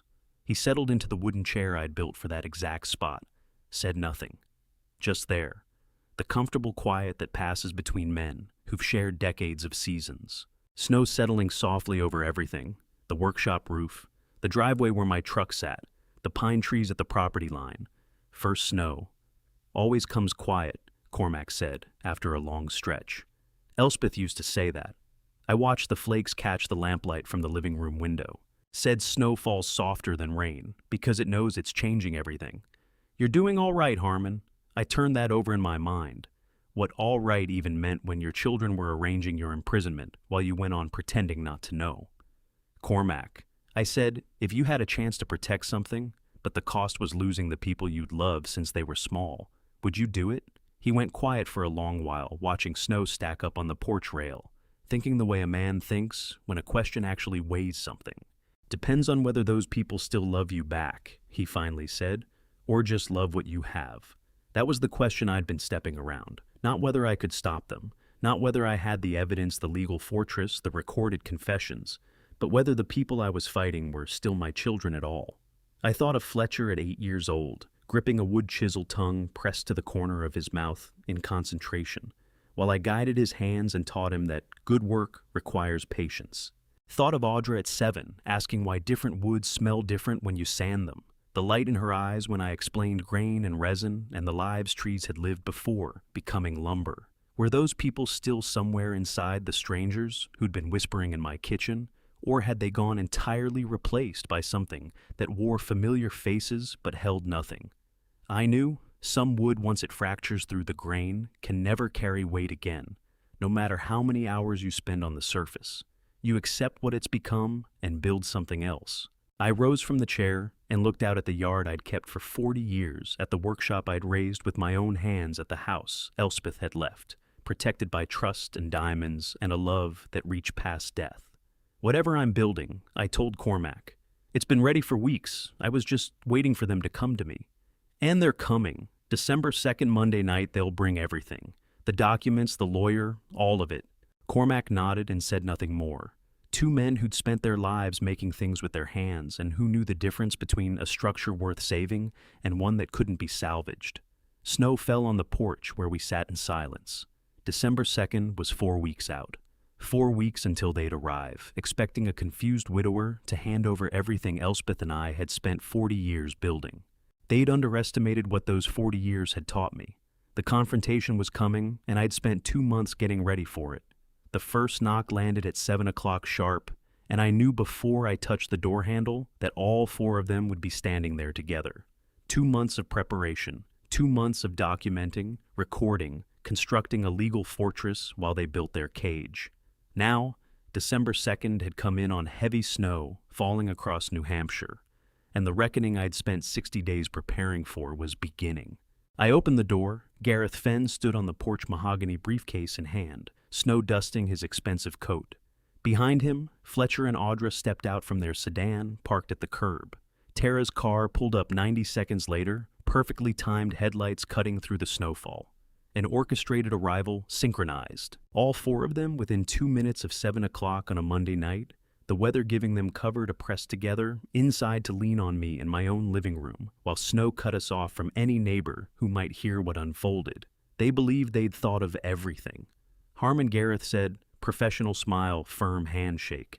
Thank you for agreeing to meet with all of us. I know it's a hard night to ask you out, but some things can't wait. Come in, I said. Let me take your coats. They moved past me into the living room, the room where Tara had destroyed my music box 11 weeks earlier, where this entire war had started, with one deliberate sweep of her elbow, and the word oops delivered like a declaration. I hung their coats in the hallway, closet gave them a moment to settle, then came back to find them arranged around the handmade oak table Elspeth and I had built in 1994, the table where we'd taught both children to do their homework, to sit for family dinners, to understand that good work requires patience. Now they sat around it planning to take my freedom. Gareth set his briefcase on the table. Audra sat beside Fletcher, her hand on his arm, in a gesture of support that looked rehearsed. Tara stood at the window, watching the snowfall, placing herself where she could observe, without stepping into the middle of things. I took Elspeth's chair at the head of the table, folded my hands and waited. Outside, snow was falling in sheets dense enough to erase the property line where the Vesper land began, and I found myself wondering if that was why Tara had chosen this particular Monday night, as though weather could obscure what was about to happen, the way fog swallows a coastline. Harmon, Gareth began. His voice carried the measured authority he'd refined over 30 years of practice. We asked to meet tonight because your family is concerned, deeply concerned about your well-being and your ability to manage the responsibilities you've been carrying alone since Elspeth passed. I nodded and said nothing. Let him go on. Gareth opened his briefcase. The clasp clicked 3 times before it opened. Once, twice a hesitation, then the third successful snap. In that small, repeated sound, I heard something I'd heard 43 years earlier at my father's deathbed. The sound of someone working very hard to appear certain. He drew out 3 documents and spread them across the oak table with practiced precision. These are protective measures, he said. Documents designed to ensure you're properly cared for and your assets responsibly managed. I lifted the first document and read it slowly, running a finger beneath each line, like a man not entirely comfortable with legal language. Deed transfer. My house, the colonial Elspeth and I had renovated board by board over 40 years, transferred to Fletcher Kindle. Effective immediately upon my signature, my name already typed into the grantor line, waiting for ink. Set it down. Picked up the second. Power of attorney durable and comprehensive, granting Fletcher and Audra full authority over my financial affairs, medical decisions, and property management.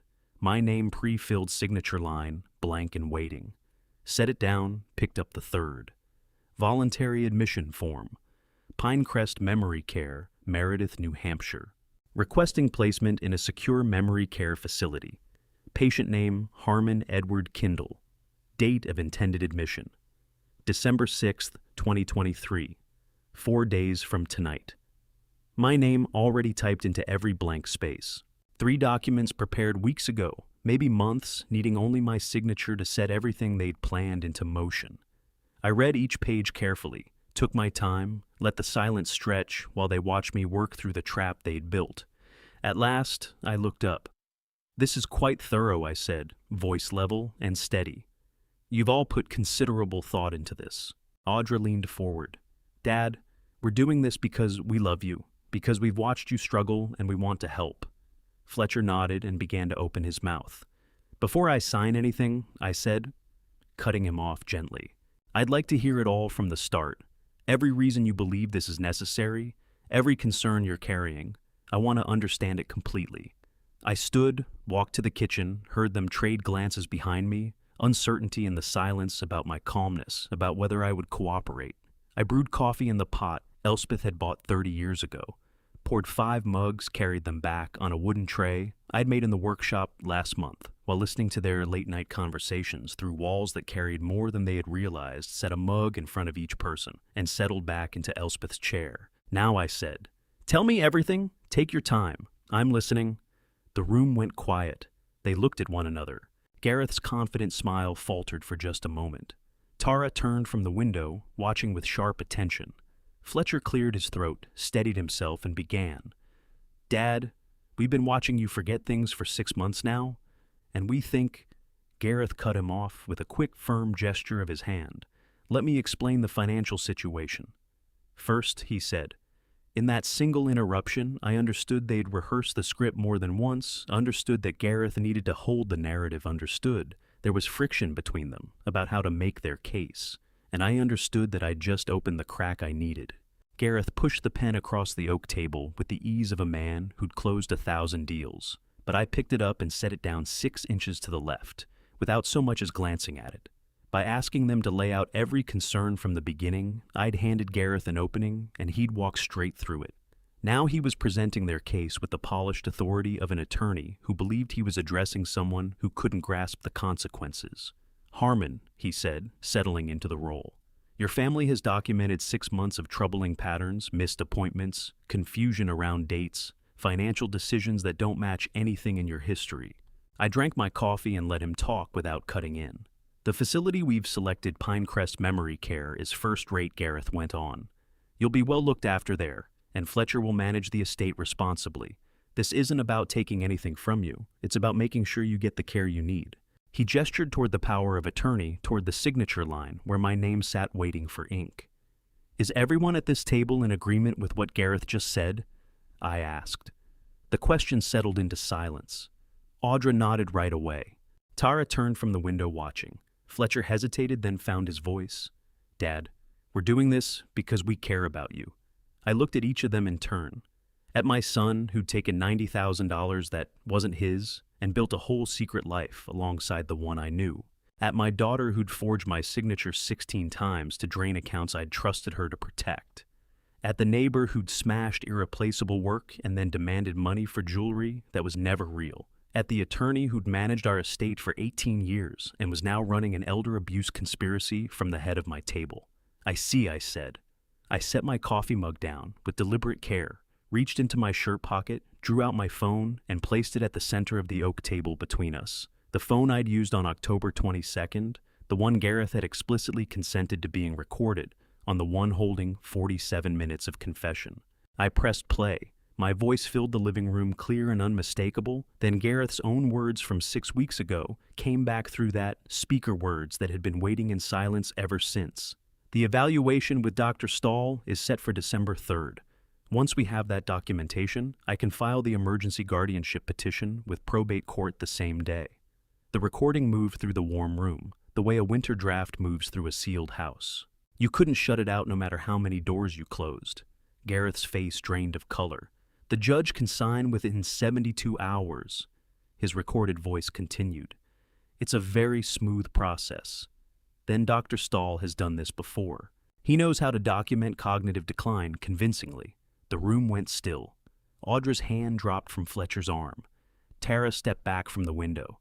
Fletcher stared at the phone, the way a man stares at evidence of a crime he'd convinced himself he hadn't committed. Gareth pushed back his chair and stood. "That recording is out of context. You can't—" "The full recording is 47 minutes, I said, keeping my voice even.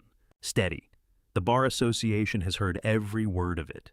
Every detail of your conspiracy to forge psychiatric records, file fraudulent guardianship petitions, and exploit a client you were sworn to protect." I reached into the drawer of the side table beside Elspeth's chair, the drawer where I'd kept everything staged and ready for exactly this night. I drew out an envelope and slid it across the table toward Gareth. "New Hampshire Bar Association," I said. "Confirmation receipt dated October 22nd, the same day you laid out your plan on a recording you verbally consented to." Gareth lifted the envelope with unsteady hands, pulled out the document inside, read the header, the case number, the hearing date. January 14th, 2024. Formal ethics complaint filed against Gareth Fenn, attorney. License number 4782. Charges conspiracy to commit elder abuse fraud. Filing false documents with intent to deceive the court. Breach of fiduciary duty. Evidence attached, 47-minute audio recording. phone logs, witness statements including a sworn affidavit from Cormac Alderley regarding improper asset investigation. This is completely improper procedure, Gareth said. The smooth authority had left his voice entirely. You can't sit down, Gareth, I said softly in the quiet that makes men stop mid-sentence. We're not finished. He looked around the table at Fletcher, who wouldn't meet his eyes at Audra, who'd gone pale at Tara, who was already calculating how much distance to put between herself and the lawyer who'd just been exposed. Nobody rose to stand with him. Nobody said a word in his defense. He sat down. Tara found her voice first. I was never part of any bar violation, she said quietly. I want that on record. I looked at her at the woman who'd destroyed my music box and then billed me thousands for jewelry that wasn't worth the box it came in, who'd lived rent-free under my roof while helping plan to take it, who'd used knowledge of my son's affair to pull him into a conspiracy he might never have entered on his own. You'll have your chance to speak, I said. I reached back into the drawer and brought out 4 more envelopes, setting them in a clean row on the table, each one labeled with a name, Fletcher Audra Tara, District Attorney. Gareth stared at the envelope bearing the Bar Association seal, the way a man studies an x-ray that finally names 6 months of pain he'd been pretending wasn't there. Now we can talk about what comes next, I said. Gareth's face cycled from red to white in the span of 3 seconds. 30 years of practice sitting in that envelope. His reputation, his license, every case he'd built on the trust of clients who believed he was on their side. All of it ending in the living room of the house he'd tried to take from the man he'd written off. Audra was staring at her name on the envelope. Fletcher had his head in his hands. Tara had backed herself against the window, snow falling behind her, already working through her options. And I sat in Elspeth's chair at the head of the oak table we'd made together, surrounded by people who'd mistaken grief for weakness, holding the evidence that would shape the next decade of their lives. The pen Gareth had slid toward me still sat 6 inches left of the documents I would never sign. My name pre-filled on forms that had no power at all, their trap laid bare and broken. Now it was time to show them mine. I picked up Gareth's envelope and slid it back across the table. Read it, I said. He opened it with trembling hands. 16 pages of bar complaint exhibits. By page 3 his hands were shaking badly enough that Tara could see it from the other side of the room. I distributed the rest, 1 to Tara, 1 to Fletcher, 1 to Audra. The district attorney envelope stayed sealed at the center of the table. Open them, I said. Read what you've earned. Tara opened hers, first began reading aloud. New Hampshire RS A631-9.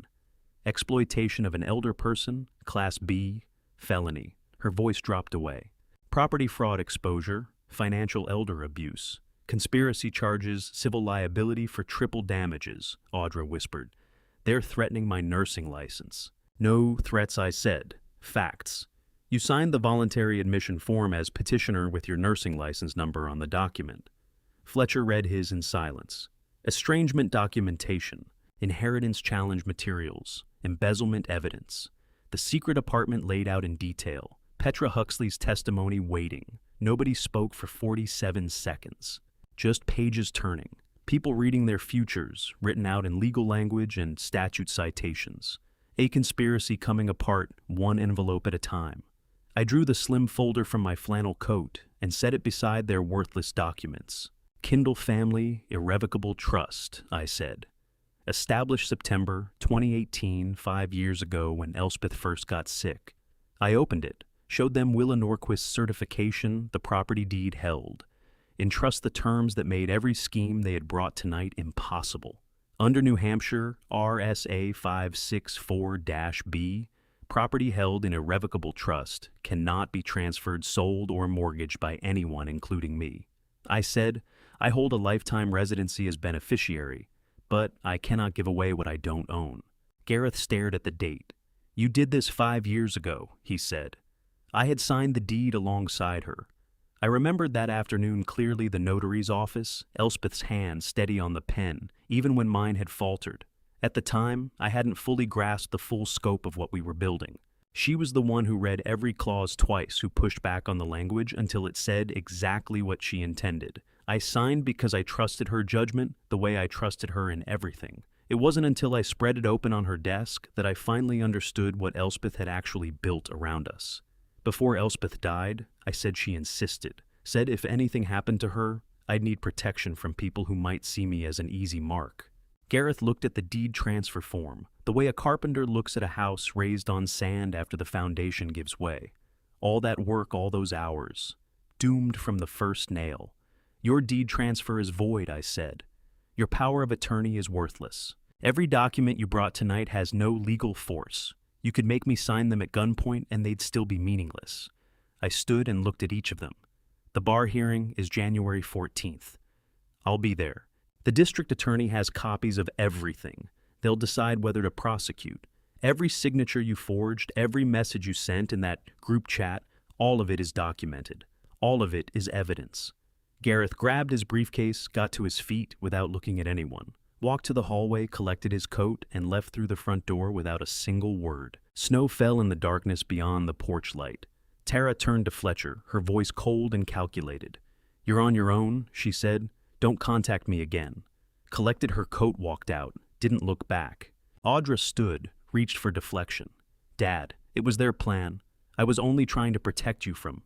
I lifted the voluntary admission form and pointed to the petitioner line. "Your signature," I said. "Your handwriting, your nursing license number." Slid it across to her. "Good night, Audra. See yourself out." She stood there 10 seconds waiting for something to shift. I had nothing to give her. She took her coat and left. Fletcher sat alone at the oak table, head in his hands, surrounded by documents that meant nothing, and envelopes that meant everything.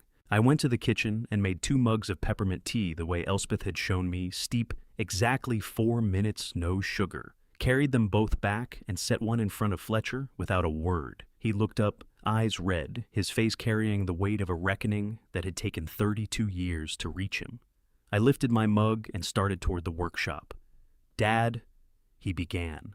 I kept walking and pulled the door shut behind me. The workshop door clicked closed with the sound of a period at the end of a sentence. And somewhere in that quiet house, Fletcher understood that some doors, once they close, don't open again. I sat at my workbench in the dark without turning on the lamp, watching snow come down through the window, lit by the porch light someone had left burning. The half-repaired music box rested on the shelf where I'd left it. Elspeth's music box, the one that had played our wedding song for 38 years before Tara destroyed it. I'd spent 2 months trying to bring it back, fitting pieces together, reinforcing joints, coaxing the mechanism toward what it had been. But some mechanisms once broken by the wrong hands cannot be wound back to what they were. I picked it up, felt the weight of it, the repairs I'd made, the fractures that would always show, and set it back beside the photograph I kept there. Fletcher at age 7, tongue pressed to the corner of his mouth in concentration, learning to hold his first hammer, learning that good work requires patience. That boy was gone. Had been gone for years, perhaps replaced by the man now sitting alone in my living room, drinking tea I'd made for him, understanding too late what he'd become. Snow fell in profound silence. The victory was complete. House protected freedom, secured every conspirator exposed. And I sat alone in the dark, surrounded by tools gathered over 60 years in the workshop Elspeth and I had built together, understanding that some victories cost exactly what you were fighting to protect. Morning light came through snow-crusted windows, and I noticed I was breathing differently, deeper, slower, the way a man breathes when he's alone in his own house and no one is plotting in the room above him. December 3rd. 14 weeks since this started. The kitchen was mine again. I made coffee in the French press the way I had for 43 years, before Fletcher moved back in and filled every surface with his presence. The silence wasn't empty. It was full of absence, the specific shape of 4 people who'd sat at my table the night before and left diminished. I drank my coffee black, standing at the counter, watching chickadees at the feeder outside. Small birds, winter survivors. They didn't waste energy on complicated maneuvers. They took what they needed and flew. My phone sat face up on the counter. No messages, no calls. The house settling around me like it was exhaling too. I'd spent weeks preparing for the confrontation, documenting everything, building my case, rehearsing the recordings in my head, until I could recite every word Gareth had spoken on October 22nd. What I hadn't prepared for was winning. Victory felt like standing in a room where all the furniture had been cleared out. You could move freely, but you kept reaching for things that were no longer there. I was at the workbench in the shop at 9:30 when my phone rang. Willa. I set down the music box mechanism and picked up. Harmon, have you seen the news? Her voice was tight with something between satisfaction and unease. I don't watch the news, I said. Gareth's been suspended, she said. Emergency order from the state bar pending full investigation. It's already online. Attorney suspended for elder exploitation scheme. They're not using your name, but they're using his. Harmon, this is huge. He's not just suspended. They're talking disbarment. I sat down on my shop stool. The music box's tiny gears scattered light across the bench. The order must have come through this morning, fast-tracked after your complaint landed on their desk with all that evidence. Harmon, you didn't just protect yourself. You may have saved other people from the same thing. I thought about Gareth at my table the night before, his face ashen when I pressed play on that recording, the careful professional voice coming apart, when he understood I'd filed with the bar the same day I made it. 14 weeks he'd spent constructing a scheme to take everything I'd built. One recording had ended his career. Willa, I said, thank you for letting me know. Are you all right? I'm working on a music box, I said. 1920s, Swiss movement, someone's great-grandmother's. It deserves to play again. She was quiet for a moment. Call me if you need anything, I mean that. I told her I would. After we hung up, I stayed in the shop for a while, not working, just turning the small brass cylinder in my hands, its precisely placed pins catching the light. Gareth had spent his whole career learning to work systems, find the gaps in the language, make the law serve his purposes. He'd forgotten that the law also has mechanisms built to stop exactly the kind of man he'd become. I went back inside around 11. The house was still silent. Fletcher's door was closed. I figured he was sleeping or hiding, probably both.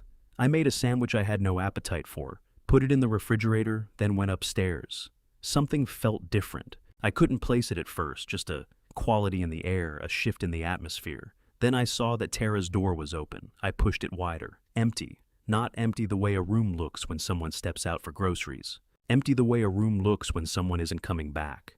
The bed was made with hospital corners. The closet door hung open, showing bare hangers. The dresser top was clear. No wallet, no keys, no phone charger. On the nightstand, one item, the envelope I'd given her the night before, still sealed. She hadn't needed to open it. She'd known exactly what it held. I stood in the doorway for a long moment. Tara had moved in 6 weeks ago, framing it as temporary just until I find a place, but arriving with enough belongings to suggest she'd already made up her mind to stay. She'd unpacked with method, claimed her spaces, woven herself into the household's rhythms. Last night, after I'd shown them the irrevocable trust that made every document they had brought worthless, she'd looked at Fletcher and said, "You're on your own." Then she'd walked out. Apparently, she'd meant right then. I pulled her door shut and went back downstairs. In the living room, I stopped in front of the bare rectangle on the wall where the family photo had hung. Fletcher had taken it down in October, put up some abstract print he'd picked up at a furniture store. "This room needs updating, Dad," he'd said, as though my history were decorative clutter to be cycled out.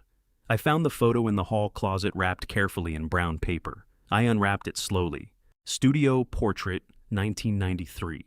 Elspeth in her green dress, me in the suit I'd worn to our wedding and every important occasion after. Fletcher at 7 years old, standing between us, his hair neatly combed, his smile real. We'd driven out for that portrait, made an afternoon of it, stopped for ice cream on the way back. Elspeth had hung it in this room and said, "This is who we are." I hung it back where it belonged. The nail was still in the wall, the frame settled into place as though it had never been moved, the photograph catching winter light through the windows. Elspeth's face looked out at me across 32 years, her expression serene and certain, the way she looked when she knew something fully. I stood there for a while, looking at the three of us frozen in 1993, before Elspeth got sick, before Fletcher learned to calculate every exchange, before I understood that a family could hollow out from the inside while holding its shape on the surface. My phone buzzed in my pocket. Text message, unknown number, but I knew it immediately. Fletcher's new phone, the one Audra had probably bought him. 2 words. "I'm sorry." I looked at the message for a long time. The cursive font he always used the period at the end, grammatically correct even in his contrition. 2 words that meant everything and nothing, depending entirely on what came after them. I thought about replying, thought about all the things I could say. Then I slipped my phone back into my pocket and returned to my workshop, where a music box waited in patient mechanical silence, ready to be made whole again. Some apologies arrive too late to change what they're apologizing for.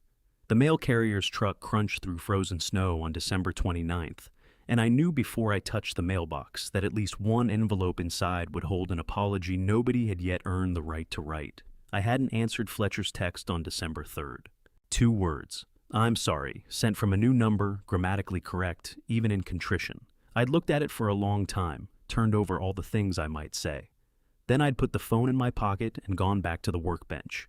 The message sat there, unread, unanswered, occupying the ground between acknowledgement and forgiveness. 3 days on December 6th, Fletcher appeared at my front door with a single duffel bag. He looked smaller than he had at the table on December 2nd, when I'd pressed play and ended his conspiracy. The winter light made him look almost transparent. "I have nowhere to go," he said. "I'm not asking to stay, just asking you not to turn me out." I stood in the doorway a long while. Tara was gone, packed, and left the night of the confrontation. Audra had moved to Vermont. Gareth wasn't answering anyone's calls, suspended and facing disbarment. Fletcher had burned every bridge he'd ever built, except the one he was standing on now. "Guest room is empty," I said. He nodded once and carried his bag upstairs. We didn't speak again for the rest of the day. That was 3 weeks ago. Since then, we'd shared the house the way 2 strangers share a train platform, aware of each other, careful not to collide, each waiting for a different departure. He made his own meals, rode the bus to work, came home late. I kept to the shop prepared. What people brought me held to my routines. The silence wasn't hostile. It was simply present, filling the rooms the way snow accumulates steadily without announcement. December 29th. I pulled the mail from the box, a catalog, a utility bill, and one cream-colored envelope with deliberate handwriting. Audra's. No return address, but I knew her script anywhere. Vermont postmark.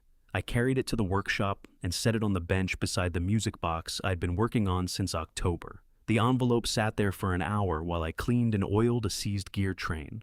Then I opened it. 3 pages handwritten, no crossouts. She'd composed this with care. The apology was thorough, laid out the debts, the pressures, the fear that had drawn her into Gareth's scheme. Paragraphs about regret, about shame, about understanding if I never spoke to her again. Then the line that brought me to a stop. "I didn't think it would actually go that far. Didn't think you'd lose anything." I read it twice. Both times it meant the same thing. She'd been willing to join a scheme to take my assets as long as the taking stayed theoretical. A plan that lived on paper and never came due. She'd drawn her moral line at outcome, not intent. But you were willing to find out. I said that to the empty workshop. I folded the letter carefully along its original creases and walked to the cedar box on the shelf above my tool rack. The box had been Elspeth's. She'd kept recipes in it, family photographs, letters I'd sent her in 2017 and 2018, when I'd taken a long-term restoration contract 3 hours north and came home only on weekends.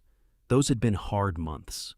She'd written me twice a week letters that started practical and ended vulnerable, asking whether I was coming back, whether the distance was wearing something down between us, whether we were losing what we'd made.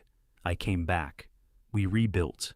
The cedar box now held letters from 2 women who'd said sorry for hurting me. One from 2018 who meant it and stayed. One from 2023 who might mean it but had already left. I came to understand that apology and presence are 2 different carpentry joints. A dovetail holds because the wood commits to interlocking. A butt joint only touches surfaces and trusts the glue to carry the load. Audra's letter was glue without commitment. I laid it in the box beside Elspeth's stack and closed the lid. Some conversations cannot restart from where they fractured. They need seasoning the way green wood has to dry before it's workable. The first week of January brought cold sharp enough to crack sap in living trees. Fletcher learned to exist on his own, made eggs that came out rubbery, rode the bus when it ran behind, schedule tracked snow into the entryway, and cleaned it up without being told. I watched him work out routines he'd never needed before, skills he'd always handed off to Tara or Audra or a long line of other people who managed the details while he managed impressions. One morning, January 5th, I came into the kitchen at 6 and found him at the table with coffee. He'd brewed himself, staring into the mug with the look of a man sitting alone with himself for the first time in 31 years. Not checking his phone, not scanning news, not plotting his next move, just sitting in the January dark steam rising between his hands. I poured a second cup from the pot he'd made weaker than I'd brew it, but hot and drinkable, and set it beside him without a word. He looked up startled as though he'd forgotten anyone else lived here. "Thank you for the coffee," he said quietly, not quite sure I'd hear it. I nodded and went to the workshop. It was the first time in 3 months we'd stood in the same kitchen without demands, documents, or schemes between us. Just coffee steam and January cold in the tentative space between two people who used to be family. The gesture wasn't forgiveness. It was the craftsman's assessment, checking whether warped wood still has enough thickness to plane down, and rebuild testing, whether any sound core remains beneath the damaged face. Some wood warps past saving. You split it for firewood and move on. But some, if the grain runs true underneath, if the craftsman has patience, can be planed back to straight. You lose material in the correction. The board comes out thinner than it started, but it can still carry weight if the core stayed sound. On January 6th, I came into the workshop mid-morning and found Fletcher standing at my workbench holding the half-repaired music box in both hands, the way a man holds something he broke as a child, and has only now come to understand cannot simply be fixed. He set it down carefully when he heard me, his fingers resting a moment longer on the brass cylinder. I think Mom knew he said the first complete sentence he'd spoken in a month, before she died. I think she knew what I was. Fletcher's voice in that January workshop was quieter than I'd ever heard it. Mom told me I was the kind of man who'd always take the easy road if it looked like the right one from a distance. He was still standing at the bench, the music box between us, like an exhibit at trial. I didn't move from the doorway. When did she say that? 2019. 2 days before she died. His fingers traced the brass cylinder without lifting it. She was lucid that morning, said she'd been watching me my whole life, and she understood how I worked, that I followed stronger voices instead of finding my own, that I addressed shortcuts as strategy. January light came through the window, at the angle that turns dust into visible air. She said you'd test me someday, Fletcher continued, that I'd have to choose between easy and right. She knew I'd fail. Elspeth had seen it coming 4 years before it happened, had tried to warn him, and he'd carried that warning through every month of the conspiracy, knowing with each document, each lie, each session with Gareth, that he was proving his mother exactly right about the kind of man he was. The betrayal wasn't only against me, it was a prophecy of his own weakness fulfilled. She also knew you might figure it out eventually, I said. He looked up. Is eventually enough? I crossed to the workbench, picked up a chisel, tested its edge still sharp. I don't know yet, I said. But she thought it might be, or she wouldn't have told you. We stood there a while. I didn't offer absolution. He didn't ask for it. He nodded once finally and left. The workshop settled back into its silence. 2 days later, January 8th, I fitted the final piece. I'd used a technique called kintsugi, Japanese repair philosophy adapted for wood. Rather than concealing the fractures where the mechanism housing had broken, I'd filled them with dark walnut resin mixed with fine sawdust. The lines ran through the pale birch like rivers on a map, visible, structural, honest. The repair was stronger than the original joinery. Each fracture line had been cleaned out, widened slightly, filled, completely, sanded smooth. The dark resin caught the workshop light, like rivers on a map, and I understood that sometimes you have to see exactly where something broke before you can trust that it's been properly mended. You could see precisely where it had fractured. That was the point. I wound the mechanism with care. 12 full rotations, same as designed in 1926. The spring took tension evenly. I released the governor. Music poured through the workshop. Elspeth's wedding song, the one she'd chosen for our first dance in 1981. The one I'd heard from this box 10,000 times over 38 years, until Fletcher broke it in September. But it sounded different now, warmer, fuller. The fractures had altered the resonance. The repair was stronger than the original, and more beautiful too, in a way the craftsman who built it in 1926 couldn't have imagined.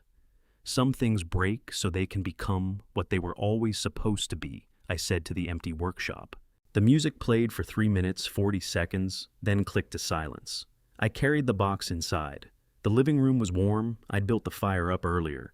The mantel still held the rectangular outline where dust hadn't settled in 38 years. The exact footprint of the music box that had stood there since Elspeth and I moved into this house in 1986. I set it down. The dark walnut fracture lines caught the firelight. I wound it again and let it play.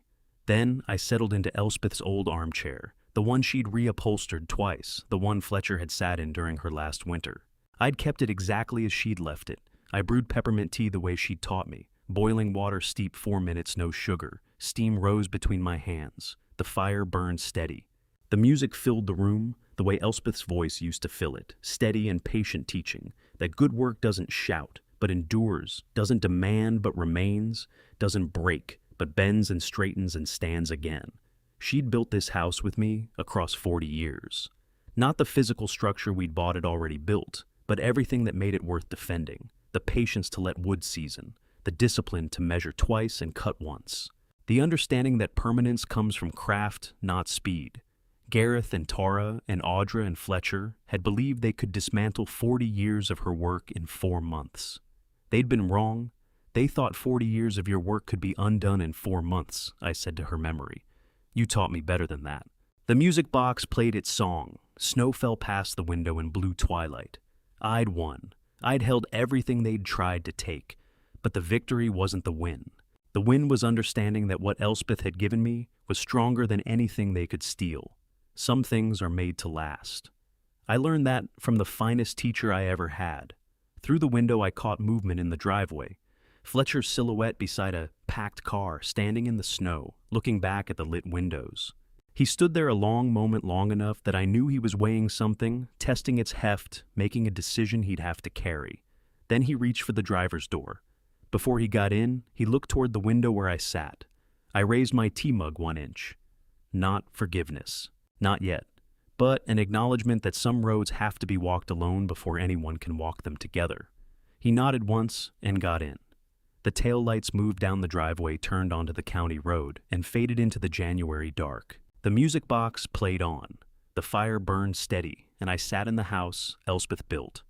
Understanding that 43 years of marriage teaches you how to defend what matters and how to know the difference between winning and being right. The music ended. The mechanism clicked to rest. I didn't wind it again. Some songs are perfect at 3 minutes 40 seconds. Some stories end exactly where they need to. If you've stayed with me to the end of this, thank you. Truly. You gave this story your time, and I don't take that lightly. Looking back, I understand now what it cost and what it gave me. Protecting what Elspeth built meant walking through the hardest season of my life, watching people I raised turn into strangers, sitting in silence while the trap closed, and finding strength in the work of her hands long after her hands were still. I believe God places certain protections around us before we know we'll need them. Elspeth knew, and because she knew I had something to stand on when everything else tried to give way. If there's anything in this story worth carrying with you, let it be this. Document everything. Patience is not weakness. It is the proof you build while others assume you are asleep. If someone you love shows you who they are through what they take from you, believe them. Grief does not obligate you to hand over what you spent a lifetime building. An irrevocable trust is not just a legal instrument. It is a message from someone who loved you enough to think ahead. And remember, the stories we call father. Stories the ones about a dad's quiet strength, a dad's revenge measured not in anger, but in preparation. Those are the stories that remind us what it looks like to protect a family. Even when the family turns, if this reached you today, pass it along to someone who needs it. Leave a comment below and tell me what stayed with you. And if you haven't already subscribed to His Hidden Revenge, there are more stories waiting. Thank you for listening. Take good care of yourself.